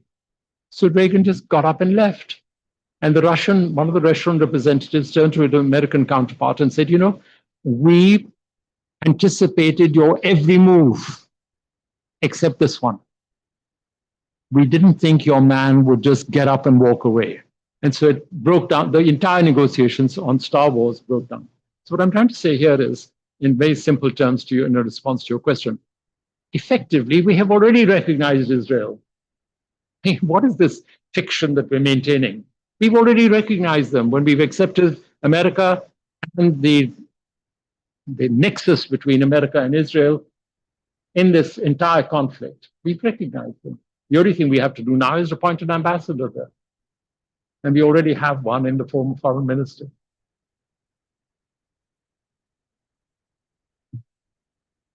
Yeah, I think 2 points. Talked about Security Council expansion. I was present when this started in 1992, when India brought a resolution along with Brazil, Germany, Japan, some supporters, calling for a reform of the Security Council to make it work in accordance with the existing reality. They didn't say make us permanent members, but they said reform the Security Council so that it reflects the existing realities. It means there are countries who have become very important since the Security Council was founded in 1945. India, Japan, Germany, Brazil, South Africa. We opposed that resolution. There were some amongst us, Munir Akram, I'm sure you know. He wanted to go and fight it head on. I said, we won't win because they're making a principal statement that reflects the realities. Who can oppose it? I said, we should put in an amendment which says reaffirming the principle of sovereign equality of all member states. The Indians didn't know what to do with it because sovereign equality is the overarching principle of the Charter of the United Nations. The whole concept is based on sovereignty. The permanent membership is a deviation. So the Indians went around for 2 weeks. They consulted with their co-sponsors, and ultimately they agreed. And we used that to defy the expansion of the permanent membership till today. India or others are nowhere close to becoming members of the Security Council, the permanent category. Because you see, there is a certain situation. These 5 countries became permanent members after the war. They were victorious countries. If you were to sit down today and make a permanent list of Security Council members, will you include France in it? Will you include the UK in it? You won't. So the problem with permanent membership now is that you are giving a permanent benefit on the basis of current realities, which can change. A year ago, the entire world was lining up to welcome Mr. Modi. They were trooping to India to gain his favors. He's isolated. See? So you cannot, as a matter of principle, confer a permanent advantage on the basis of transitory factors. Today, India is very big, Japan is big. Who knows what happens in 10 years? That is the basic thing. The second issue of Israel is a mention of meeting between Kasuri and the Israeli foreign minister. Actually, the first contact at a higher level took place in Davos. Where they have this annual conference, a global conference on economic development, where all the big ones, the captains of the global industry board. I was ambassador to Geneva, and we used to organize this conference. And this is called a handshake, accidental handshake in diplomatic parlance. So we arranged a meeting between Musharraf, president, and I think it was Simon Peres, the foreign minister of Israel. So it made it look totally accidental. They were in a kind of a small place. Others were also present. And I took Musharraf to him, and his ambassador brought Perez. They shook hands and they had a chat. Not serious matter, but just had a match to break the ice. We were serious about it. I personally think we should have. But then the events took a different turn. Then Gaza, the West Bank, it becomes difficult.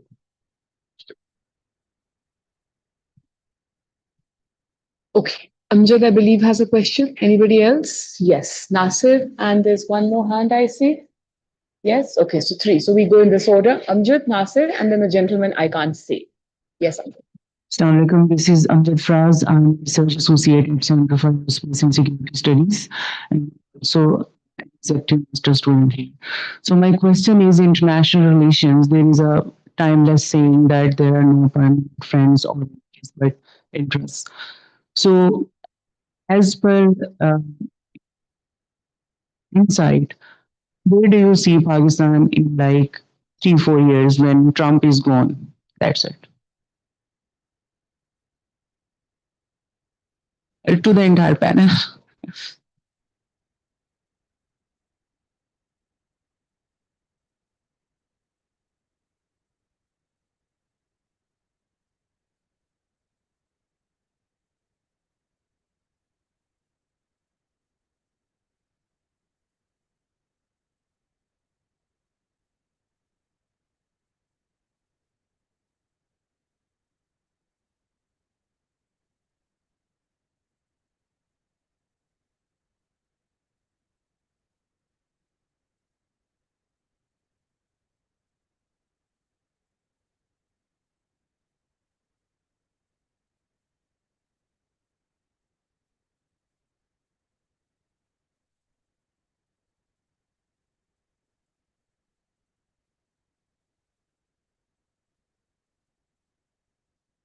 I would like to answer that.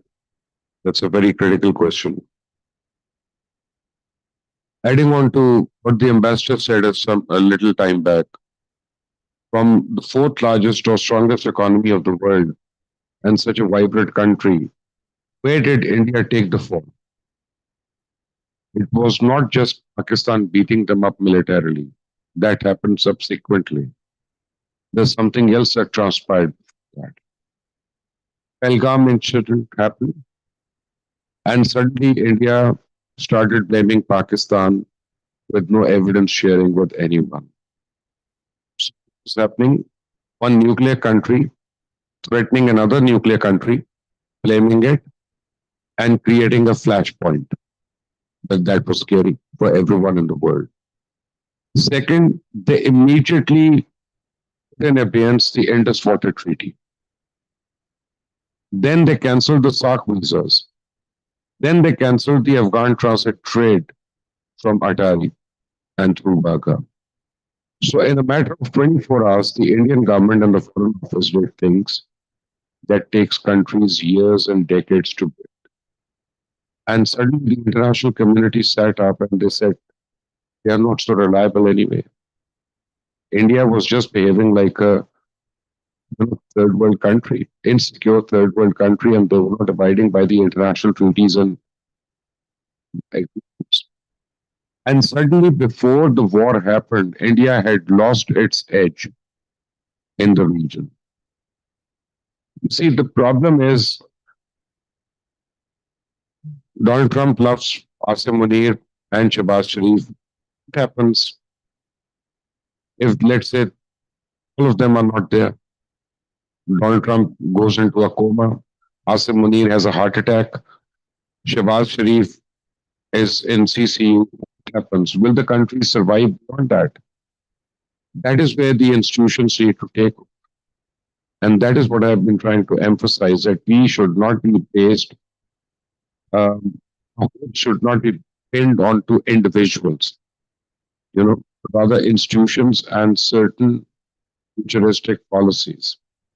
That is where we should go. And the previous question, are we going to enter the world in the new world order?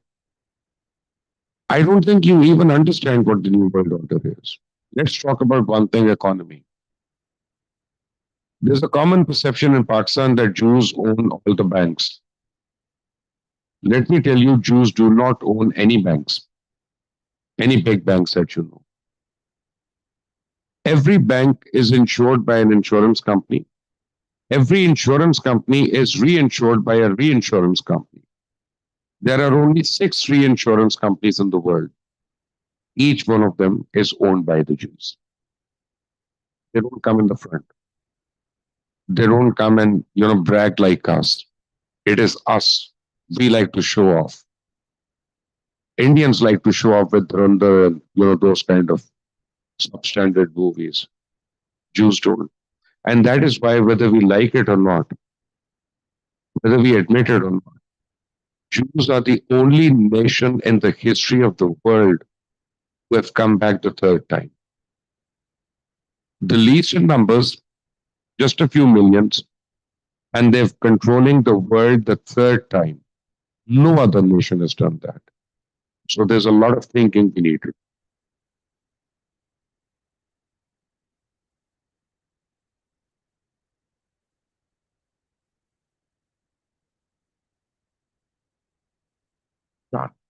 Okay. I think somebody raised a question that if Trump goes, hopefully in 2 years' time, what happens to us? You see, what happens to us depends on how we conduct our own internal matters. If we keep depending on the personality of foreign leaders for our own development, we will never develop. Trump today is okay, sympathetic to us. But what have we got in return? Nothing. In concrete terms, apart from praise, we've got nothing.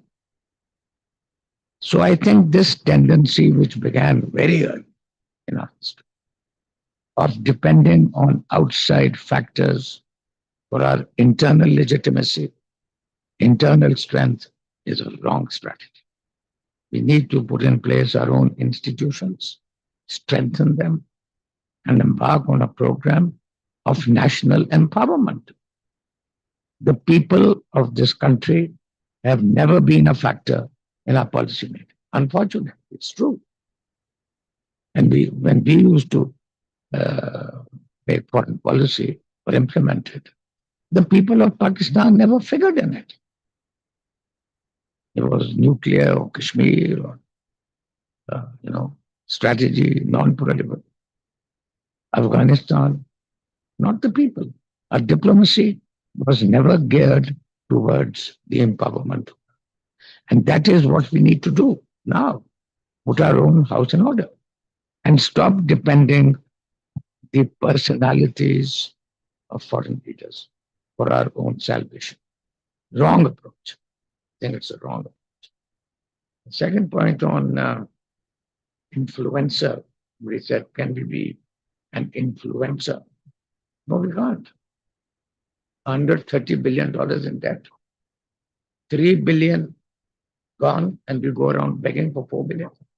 This is not how a country becomes influenced. India has reserves of $700 billion. Chinese surplus last year, 2025, despite the tariffs, $1.2 trillion. This is how you make influence. Not if you're a beggar who are going around the panhandle all the time. That's very important. internal strength, internal development, and resilience. The gentleman over here who had a question, and anybody else, if you could raise your hand so that Aisha can identify you in advance.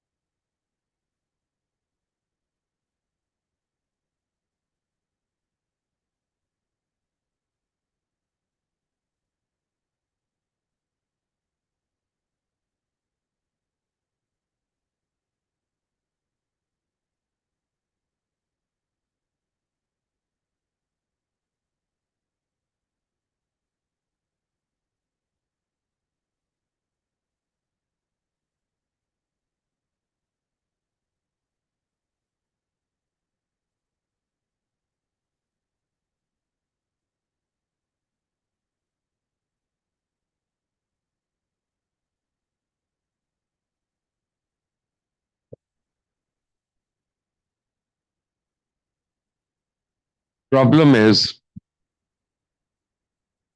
we like to put everything in different brackets. And then we feel comfortable. This is black, this is white, and this is. But there are gray areas as well in life. And that is most of the life. You have to understand something basic. Your constitution restricts a non-Muslim to be a president, a prime minister, a chief minister, or a governor.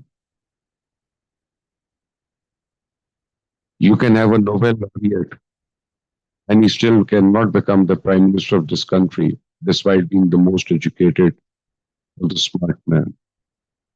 How do you do that? You have to be honest about certain things. You don't have to be emotional about them.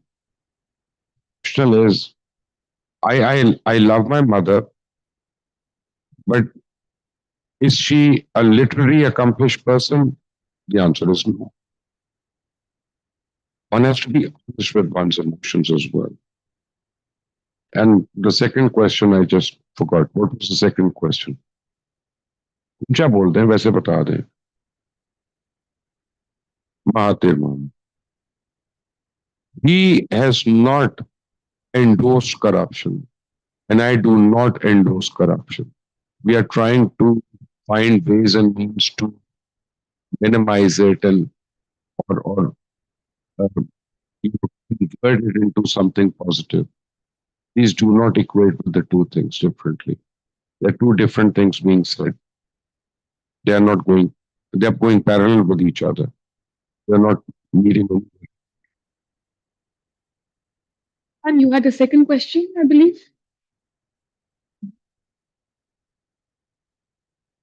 Sorry, sir, आप कुछ कहना चाह रहे हैं? अच्छा, what Brahim has a question then after that.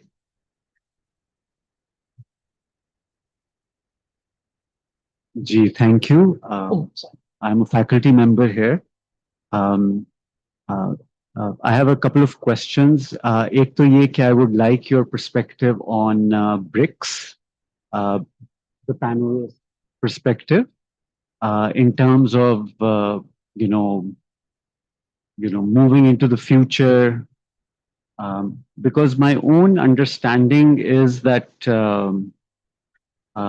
at least within the Indo-Pak subcontinent, there has not been any discussion on decolonization. So at least in Pakistan, we've stayed within the framework, within the American framework since the beginning. Even though we have good relations with China, but Sito-Sento, then the Afghan war, then the anti-Afghan war, so it continues. So I guess my where I would like to ask you and kind of challenge you also is that to me, Pakistan has been fixed or has stayed within the geopolitical paradigm. And one of the main, narratives of that paradigm is, what we heard today also, which is strategic location. So when you say strategic location, you're basically negating um, your own human resource, investment in human resource, developing your internal strength, developing your own economy, and you're focusing on geopolitics, which is, because of the second possible peace dialogue, the capital of the country was basically, how do you say it? मैंने कि उसको 10 दिन के लिए या 8 दिन के लिए बंद कर दिया गया, with a population of about 2 million or whatever. Well, so this whole notion of, geopolitics, which to me, a framework that this country has stayed since the beginning. It never even hasn't yet comprehended geoeconomics, which is the rise of China, the rise of East Asia, basically the rise of most nations that we've seen in the last 30 or 40 years. And the narrative, unfortunately, is still strategic location, states. So there, you've critiqued that, but I would like to at least, push you more to, talk about it or discuss it. Because even when we say international community, and I remember reading a news in Dawn where they stated international community, and what I saw was The Guardian, the New York Times. I mean, the international community is not the West. But at least within our own framework, the international community still stays within the Western paradigm. So what I'm trying to ask is, and I think India is in the same shape. I mean, there has not been a discussion on decolonization in the larger subcontinent. So I guess my question is, where do you see this region? And as the ambassador stated, that even in India, there is an understanding that India cannot become a great power without peace with Pakistan, or at least peace in the region. So I would ask the panelists to, guide us and tell us, where do they think Pakistan fits in the new world order, which is gradually moving towards BRICS and gradually moving away from, the 3-4 century dominance of the West. Thank you.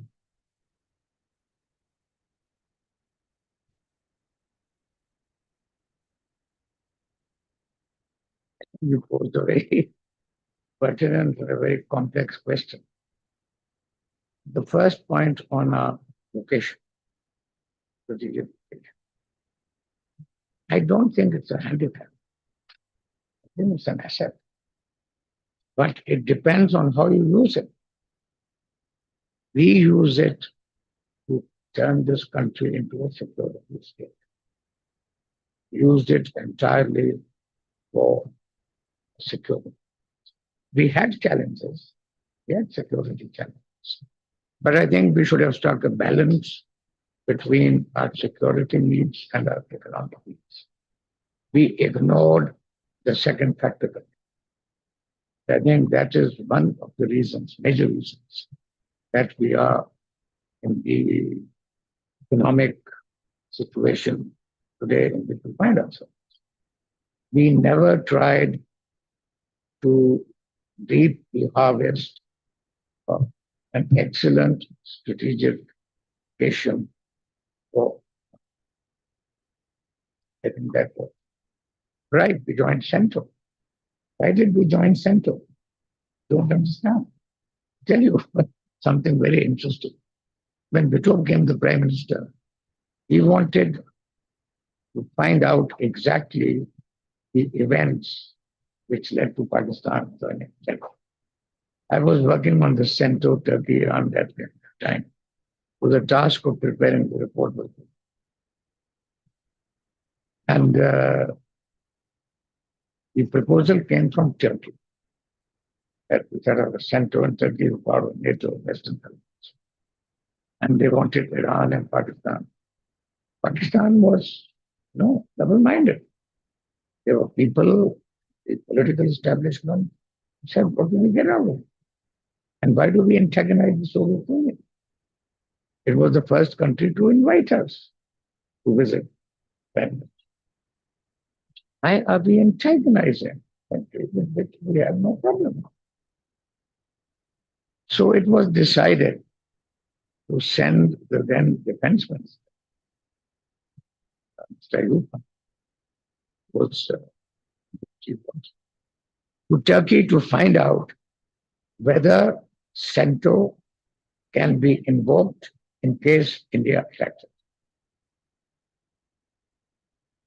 Soviet Union is not a problem with India. So what will happen in case India attacks Pakistan? Will the CENTO provisions come into play or not? So that was the question which was posed to him. He sent a telegram from there. He has been given to understand that CENTO will be activated in the event of an attack against Pakistan. It was not true. And the first meeting of CENTO took place in Tehran in 1955. The Pakistan Foreign Minister expressed great gratification that gives us. Secretary of State, I think, Dallas, said, you are wrong. This is an anti-communist alliance. Nothing to do with India. So that step, you see, we took in the wrong direction right from the beginning. Antagonizing a neighbor and going to a country 10,000 miles away for your security. Instead, we should have had a better policy with India. Instead of hostile policy, more friendly policy. So that is, mistakes have been committed in our past, which we are paying the price. Coming to the BRICS, BRICS has an identity crisis. They can't decide what they really want to be. This year, India is presiding the BRICS. And I can tell you that already there is talk going on behind the scenes to have India eliminated from next year on. Because India is the stumbling block for unified currency for the BRICS that BRIC country wants to come up with. And that would be a blow to the petrodollar and the dollar. And that is why the other members of the BRICS, they are not happy with India and its performance. Dekhiye, main aapko ek baat bahta hu. Certain things that we view them, you have to take them with a pinch of salt. I'll give you an example. I'll give you a conspiracy theory. And I'll give you a theory to discuss in your classrooms when I leave. My conviction is that Hamas is working for Israel. They are not working for Palestine. And they were on the payroll of China. Hear me out before anybody passes a remark on me. Hear me out. Because the kind of tunnels that Hamas built, that's not possible by Arabs to make over there, the underground tunnels. They had help from China and they had help from elsewhere. So before this September conflict that Hamas started with Israel was back. A few months before that, there was G20 conference in India. And all plans were announced for connecting Middle East with Europe and trains and, ferries and everything. And all that route was the route of the conflict. And suddenly a conflict starts over there. Benefits economically. China, that G20 route is there's a certain stumbling block into it. There's a spanner in the wheel over there. Like whenever war breaks out between countries, remember, has to be an economic interest. That could be for a third country, sitting far off. I mean, in this case, it could be oil being sold to China. Venezuela, oil sold to China in yuan. I mean, certainly, I mean, if you control all the energy resources, you're controlling the biggest production house of the world. And China, despite and contrary to whatever you think right now, is still about $9 trillion behind the US. So there's a big gap for them to become a superpower this year. You see,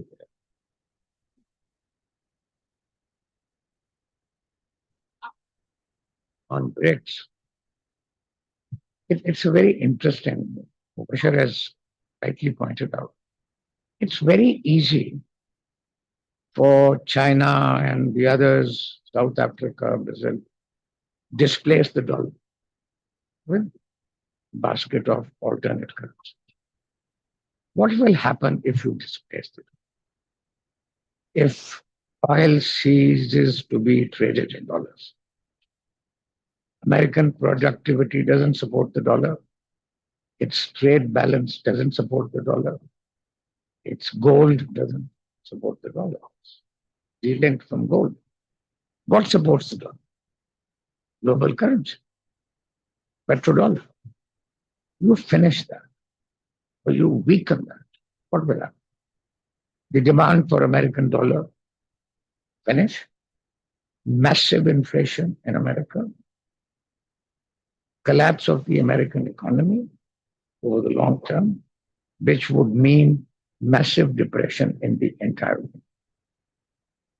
We have to understand.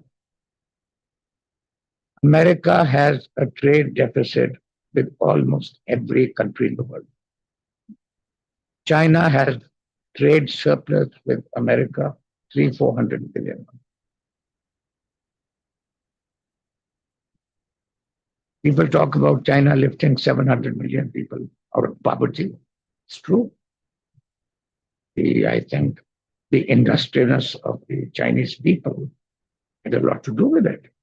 But what about the American investments in China? Billions of dollars. Factories created. At one time, General Motors was producing more vehicles in China than in the US. Who benefited? Chinese worker got money in his pocket. And over the past 10 or 12 years, China has exported goods worth over $5 trillion to the US. $5 trillion. What is the practical implication of this? Employment for the Chinese. Surplus money in the Chinese pocket. Spending, growth. That's how they came out of poverty. So I think it's a kind of a mantra to abuse the Americans for everything. We must look at the facts also. Their industrial heartland has been destroyed because their industry was shifted to China for profit, of course. China became wealthy. The American Midwest sank into poverty. And this is the base on which Trump's whole agenda is founded.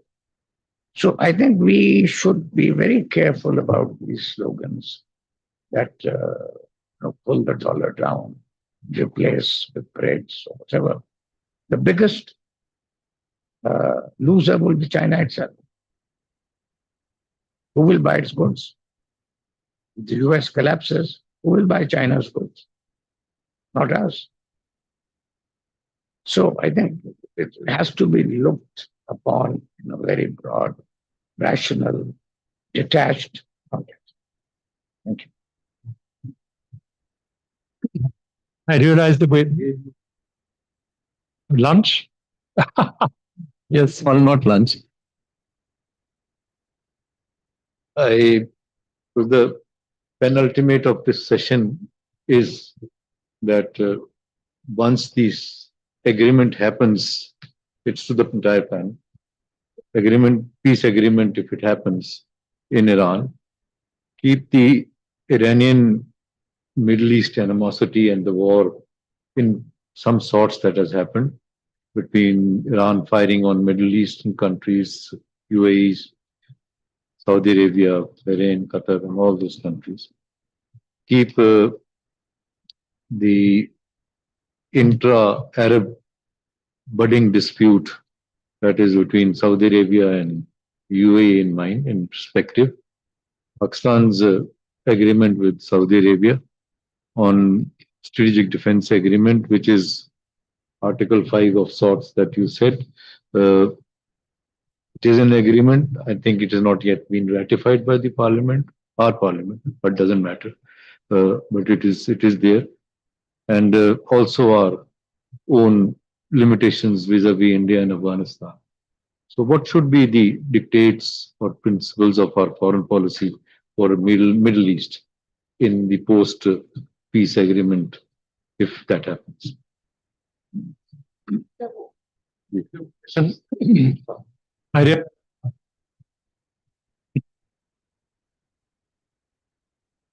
On now? Now, okay, all right. I'll try and be brief. One of the questions that was asked was what happens to in 2030, 4 years from now, if Trump is not there? Well, what happens?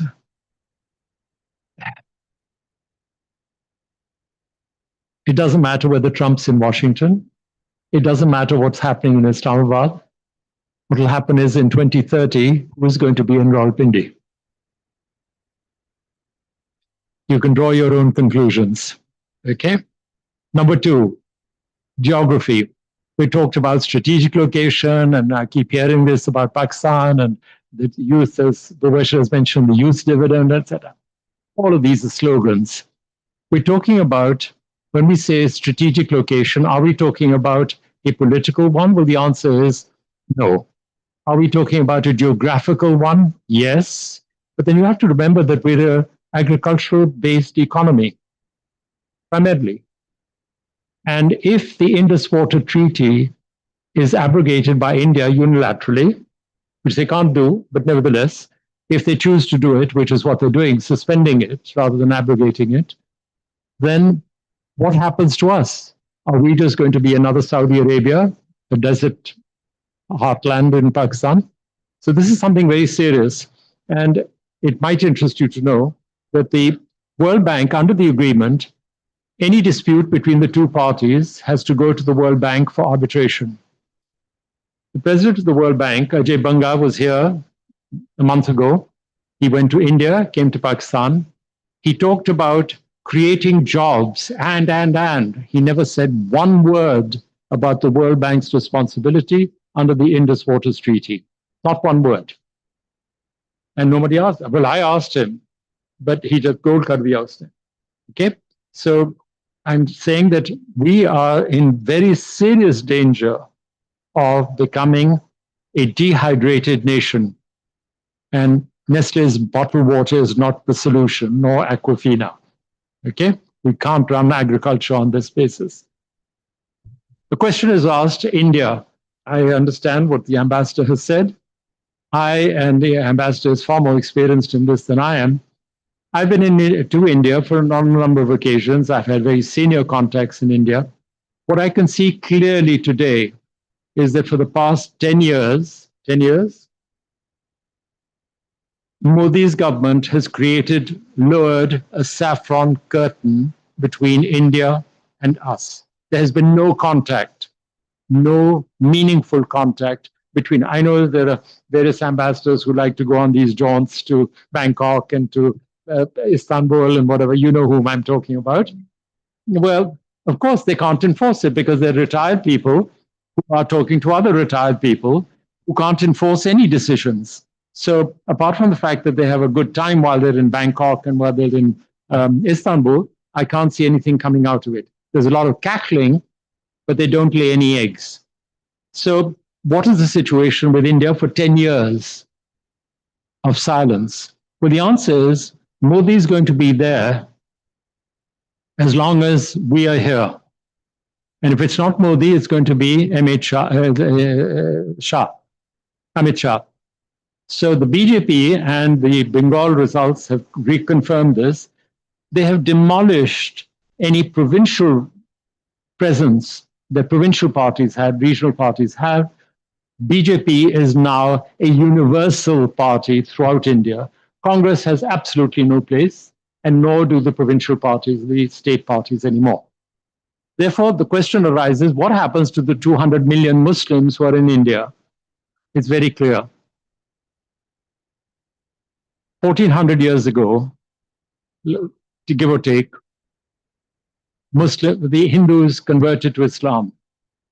Today, the 200 million Muslims in India will reconvert. They can't come to Pakistan. We've got enough Muslims as it is. They can't go to Malaysia, to Brunei, to any one of the other countries. They can't find permanent residence in the Gulf countries anymore. They will not all of them are economically solvent to be able to go to Canada or the United States. The United States, in any case, is closed. So what happens to 200 million Muslims in India? Well, the answer is they'll convert. And that is what the BJP manifesto is all about, that ye pehle bhi Hindu the, aur abhi bhi ban jayenge. Now, I remember 1977, I'm talking 78, visiting Hyderabad, Andhra Pradesh now, it used to be Deccan, and meeting two women in saris wearing bindis.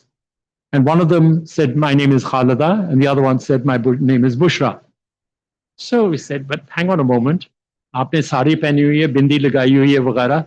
She said, if we don't do this, we're marked. And I'm talking about 78, right? We're now 50 years afterwards. So what I'm saying is that, forget, we have written off the Indian Muslims. We have effectively, I know Ambassador will not agree with this, we have effectively written off Jammu and Kashmir. And I'll tell you why.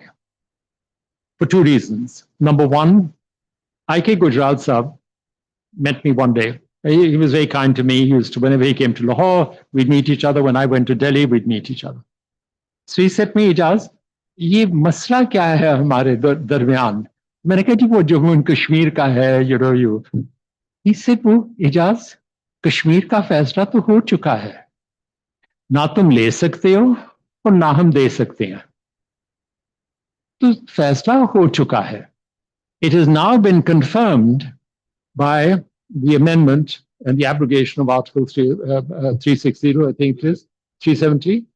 It has been formalized by the Indian Lok Sabha and by the Rajya Sabha, where they are now in, and I'm going to be a little indiscreet, where the map in the Lok Sabha shows the Indian border, northwestern Indian border, up to Gilgit and Baltistan. It goes up to that. And I got this information from our High Commissioner in New Delhi. And so when I asked them, did you protest? After all, when the resolution was passed, presented into the Lok Sabha, the map that is attached to that resolution shows all of the northern areas, or the original parts of state of Jammu and Kashmir, as part of India. So I said, did you object? They said, nahin, ho gaya tha. So today, legally, as far as the Indians are concerned, their border, and I come back to the point about being borders, not having our borders defined, the Indian border is up to Gilgit and Baltistan. That is by law, as far as the Indian is concerned. So is Modi going to change in the next 10 years? The answer is no. So we're going to have more of the same. Now let me come to Pakistan. Who are we? We're actually a pygmy that has been sitting on the shoulders of giants. It was originally, immediately after 1947, it was the Commonwealth and the United Kingdom. After that became the United States, and then became China. I once wrote a piece which was then, I was surprised, but it was quoted in a book by Andrew Small. How many of you read a book called Andrew Small called The Pakistan-China Axis? You should get it in your library. It's probably one of the most definitive books on in Pakistan-China relationships. It's got, what, 200 pages of text and about 300 pages of footnotes. So it shows you the amount of research he did. He quoted at the beginning of the book, the sentence I'd used, Pakistanis love China for what China can do for Pakistan. The Chinese love Pakistan despite what the Pakistanis do to themselves. Now, I'm now putting into perspective our relationship with China. China, and one of you had said that there are no such thing as, there are only interests that are permanent, not friends or enemies.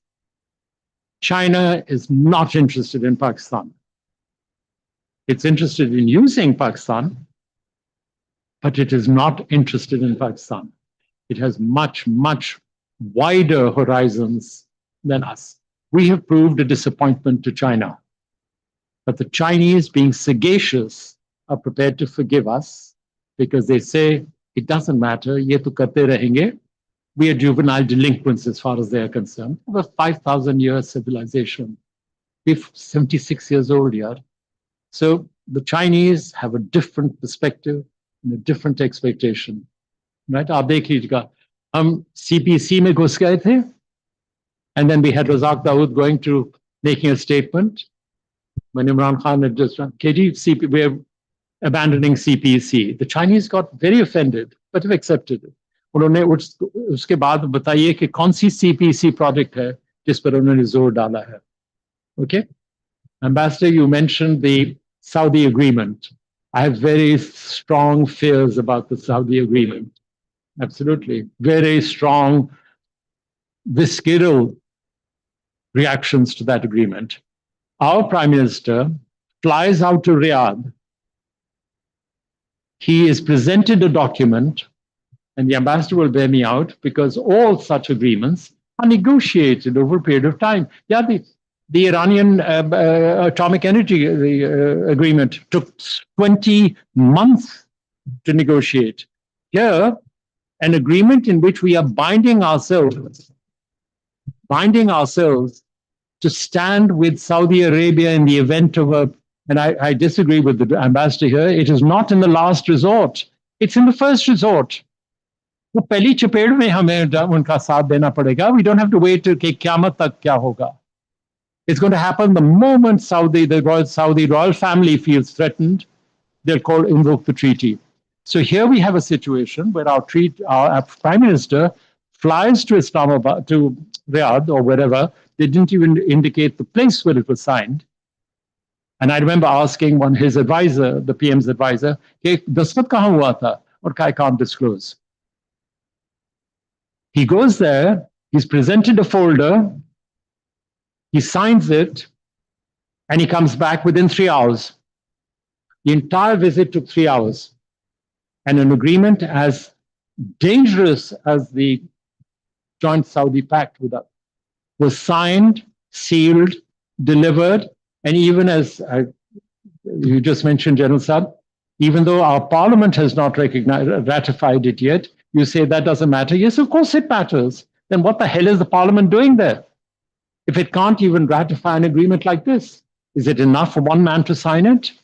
But that is what is happening at the moment. So our relevance is, I believe, it's sorry? In a sense, yes, we are. We're on the periphery of history. And if we keep pretending that we are the center of it all and the whole world revolves around us, हमें खुशफहमी है, and we shouldn't get deluded by this. Thank you.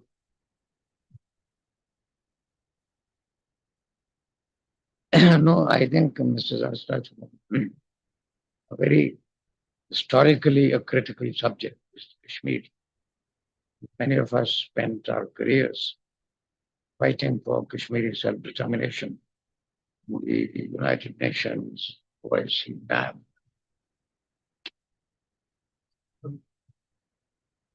So we're working, yeah, okay. I said, Mr. Rizaluddin has touched upon a very critical subject. Historically, since we grew up, it was Kashmir, the core issue between India and Pakistan. And we spent most of our career fighting for the Kashmiri self-determination. in the United Nations Human Rights Commission, everywhere.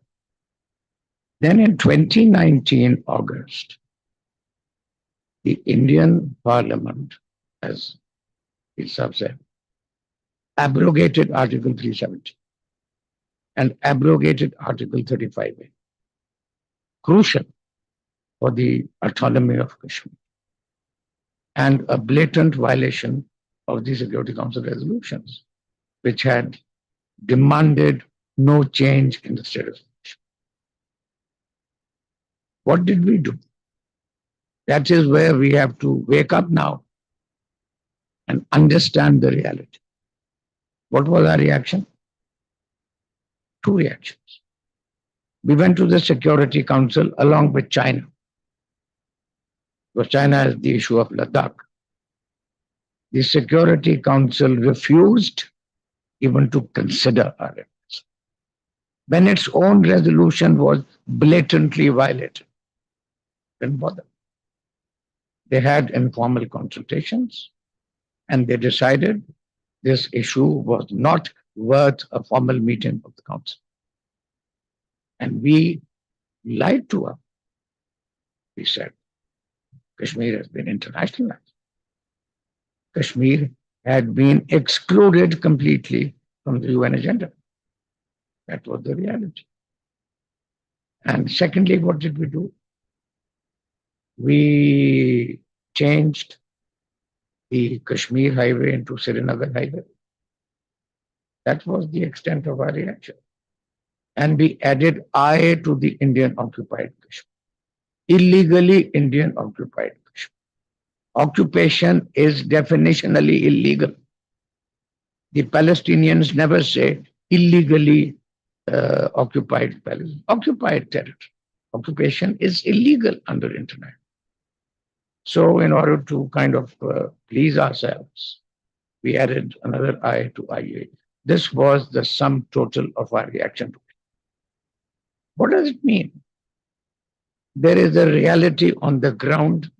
Prepare your people to accept it. Instead of saying, liberate Kashmir, you can't do that. I think the best we could do was during Musharraf's time, when we came very close to a good agreement. And the only possible agreement, that you change the political dynamics of Kashmir without changing the boundaries. You can't change it. You're frozen. But you can change the political configuration of Kashmir by opening up the routes, free trade, investment, a joint commission on environment. But then also couldn't happen because internal developments in Pakistan and also in India overtook this agreement, which was quite unfortunate. Thank you. I'm just going to add, with your permission, I shouldn't be hogging this, but it'll just take 2 seconds. आपने जो बात की थी about Kashmir and accepting the realities of it. मुझे याद है, Mubashir will recognize, Kuldeep Nayyar साहब थे, marhum. He was very famous. And how many of you have heard of Kuldeep Nayyar? He's a very eminent Indian journalist. So जब भी लाहौर आते थे, वो मुझे phone करके बुलाते थे. मैंने कहा ठीक है. So one day he invited me. I went to the Pearl Continental. और वहां मुझे कहते हैं, यार Ijaz, I'm meeting Musharraf tomorrow, and this is my first meeting with him after the takeover. तो ये बताओ, is Kashmir the core issue for Pakistan? Eh? Is it the core issue for Pakistan? अब मुझे पता नहीं क्या सूझी. I hope, Noel bhai, there is freedom after the speech here. Okay? मुझे पता नहीं क्या सूझी. मैंने कहा, कुलदीप भाई, Kashmir is less a core issue for Pakistan. It's actually more a core commander's issue. He said, right. मैंने वो अपने मजमून में लिख रहा है, मरवाओगे मुझे. So he comes back 2 months later and he said, मैं तेरा नाम नहीं देता. तू पढ़े है? मैं कहा जी बिल्कुल पढ़े है. मैं तेरा नाम नहीं देता. बच गया तू. मैं कहा कुलदीप भाई, आपने वहां लिखा है that as a usually well-informed source whispered to me in the lobby of the Pearl Continental Law. ਹੋਰ ਕੀ ਕਹਿਣਾ ਸੀ ਤੁਸੀਂ ਮੈਂ ਤੇ ਫਸ ਗਿਆ I mean whoever was monitoring you knows exactly what you're doing. So anyway the point is it's a core commander's issue. It's a military issue. It has been well Actually, I disagree over there. Well- with all, but with a lot of respect, sir, I disagree because the biggest issue about Kashmir is water. Every single river coming to India and Pakistan comes out of Kashmir, except the Indus. Right. I mean, Kashmir will always be a disputed territory. And it is not a core commander's issue. It is an issue of the survival of this country. The 250 million people cannot be trained for and we desperately need to resolve that. And Kashmir, whether we like it or not, is going to remain as the flashpoint between two nuclear countries. You're absolutely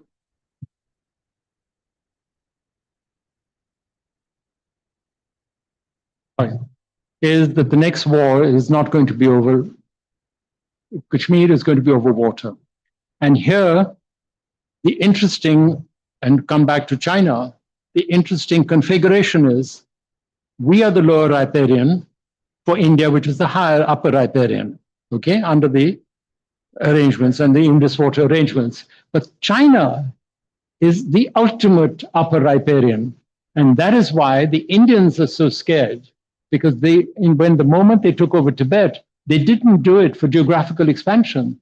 They did it for water.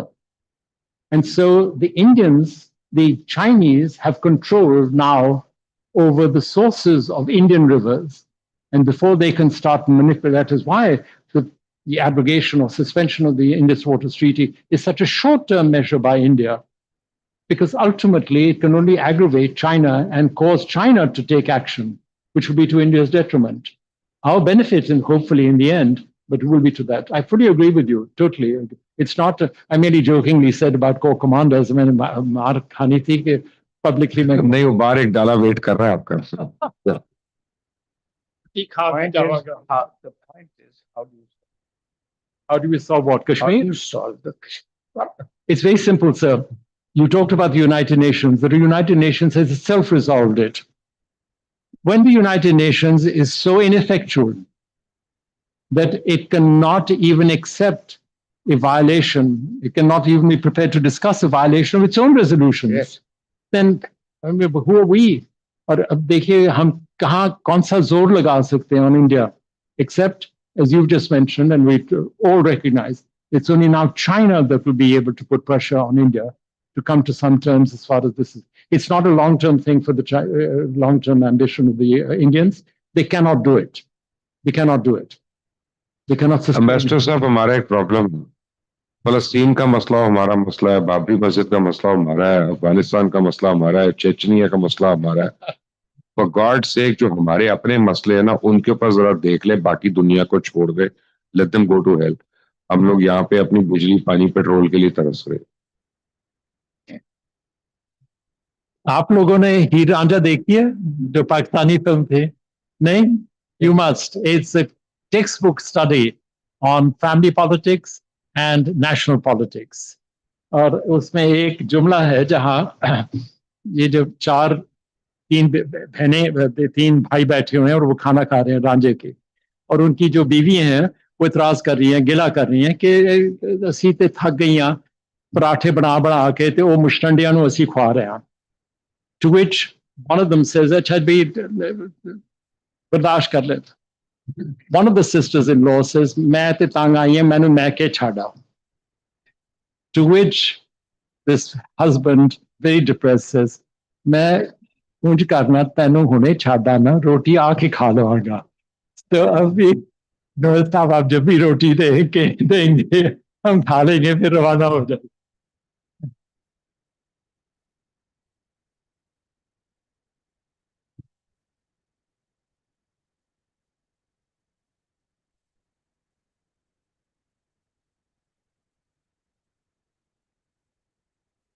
You have to say a few words, or you have to conclude or no?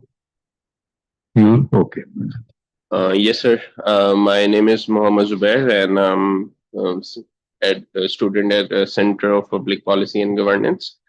So I would like to thank all of the honorable speakers about sharing their thoughts, starting from Mr. Mubashir Lukman about discussing about New World Order, creation of new alliances in Middle East, how alliances impact world trade, discussion on Suez Canal, Strait of Hormuz, Ben Gurion Canal, and Panama Canal, and how world trade can take new angles, whoever control these trade routes, and how geography of Pakistan is advantageous and threatening to the Pakistani uh,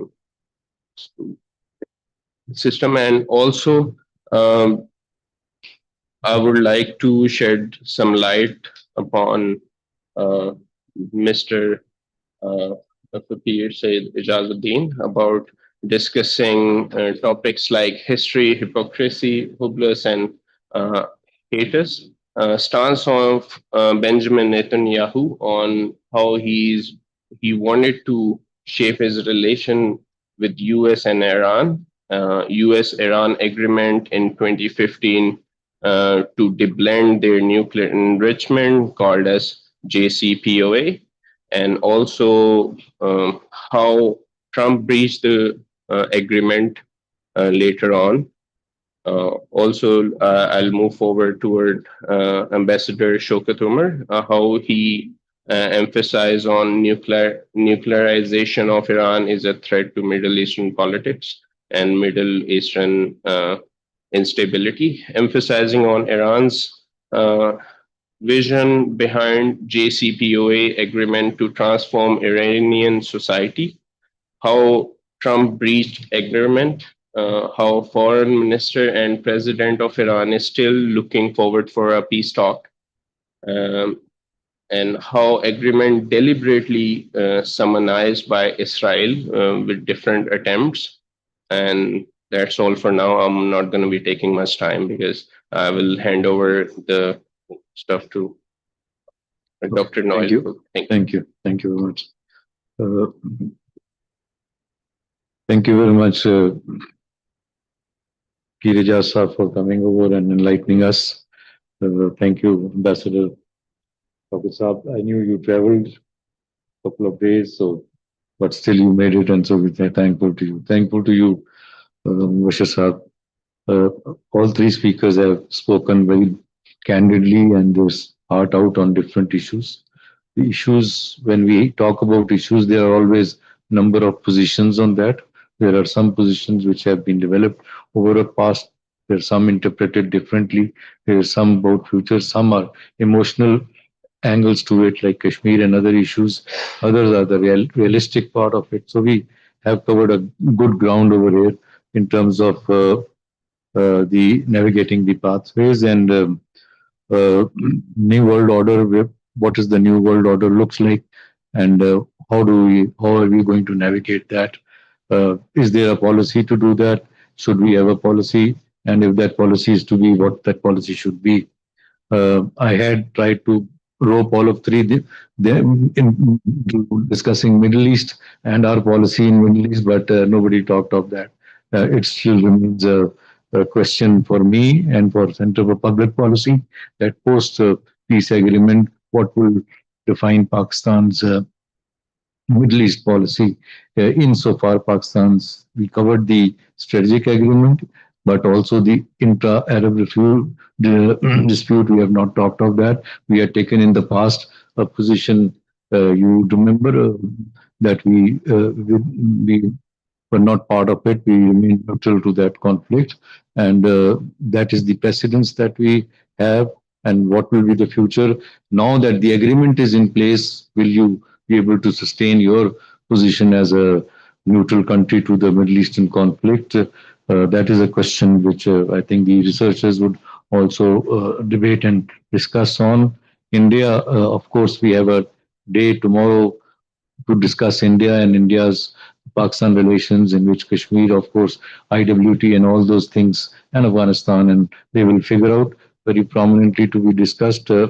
But as it was discussed today, Of course, Kashmir would remain central to us, irrespective of what India says about it. But for Pakistan, it will remain central in many ways. Now that the IWT complexity has been added to it, it is even gained in uh, its importance to be discussed between India and Pakistan. Incidentally, talked of Jal Musharraf. As far as Pakistan-India relations is concerned, that was the only time we had a dialogue between two sovereign equals. We had a eight-stage or eight-phased agreement which came into place to be discussed, to be concluded as an agreement, but it did not. And the framework, as you rightly pointed out, was changed so as to move us forward towards an agreement. So if we will continue to look at the issues that we are going to discuss over the past in these present 2 days from the old framework, like you said, of New World Order, then of course there will be no change in our position, in our policies, and in our approaches. But if we will be able to think out of box and bring up new frameworks of engagement, then there will be issues that can be discussed. So IWT, for example, we had a water conference over here. So there is one, if it is a red line for Pakistan, and you have seen last monsoon, it is again approaching. India, there is very good authority. The Indians on the other side, the Sikhs especially, they inform us that Indian government went out of way at the cost of sinking the Eastern Punjab to sink and Western Punjab. So that was their perspective on the last year's monsoon. That was the approach that India followed by not being obligated by IWT in many ways. So that is something which is very important to us, and we will be discussing this in times to come. But the IWT itself, in a water conference that we had, one, of course, if it's a red line for us and India stops water, you want to go into, we didn't go to war during Imran Khan's tenure when we should have gone to war as the red lines would dictate. But we didn't go to war when Article 370 was annulled and abrogated by the Indians. But on IWT, we have taken a position that we have heard statements that we will go to war on this one and we'll use our military might on whatever ways. I hope that we don't have to get there. But if we don't want to go there, then what is the alternative?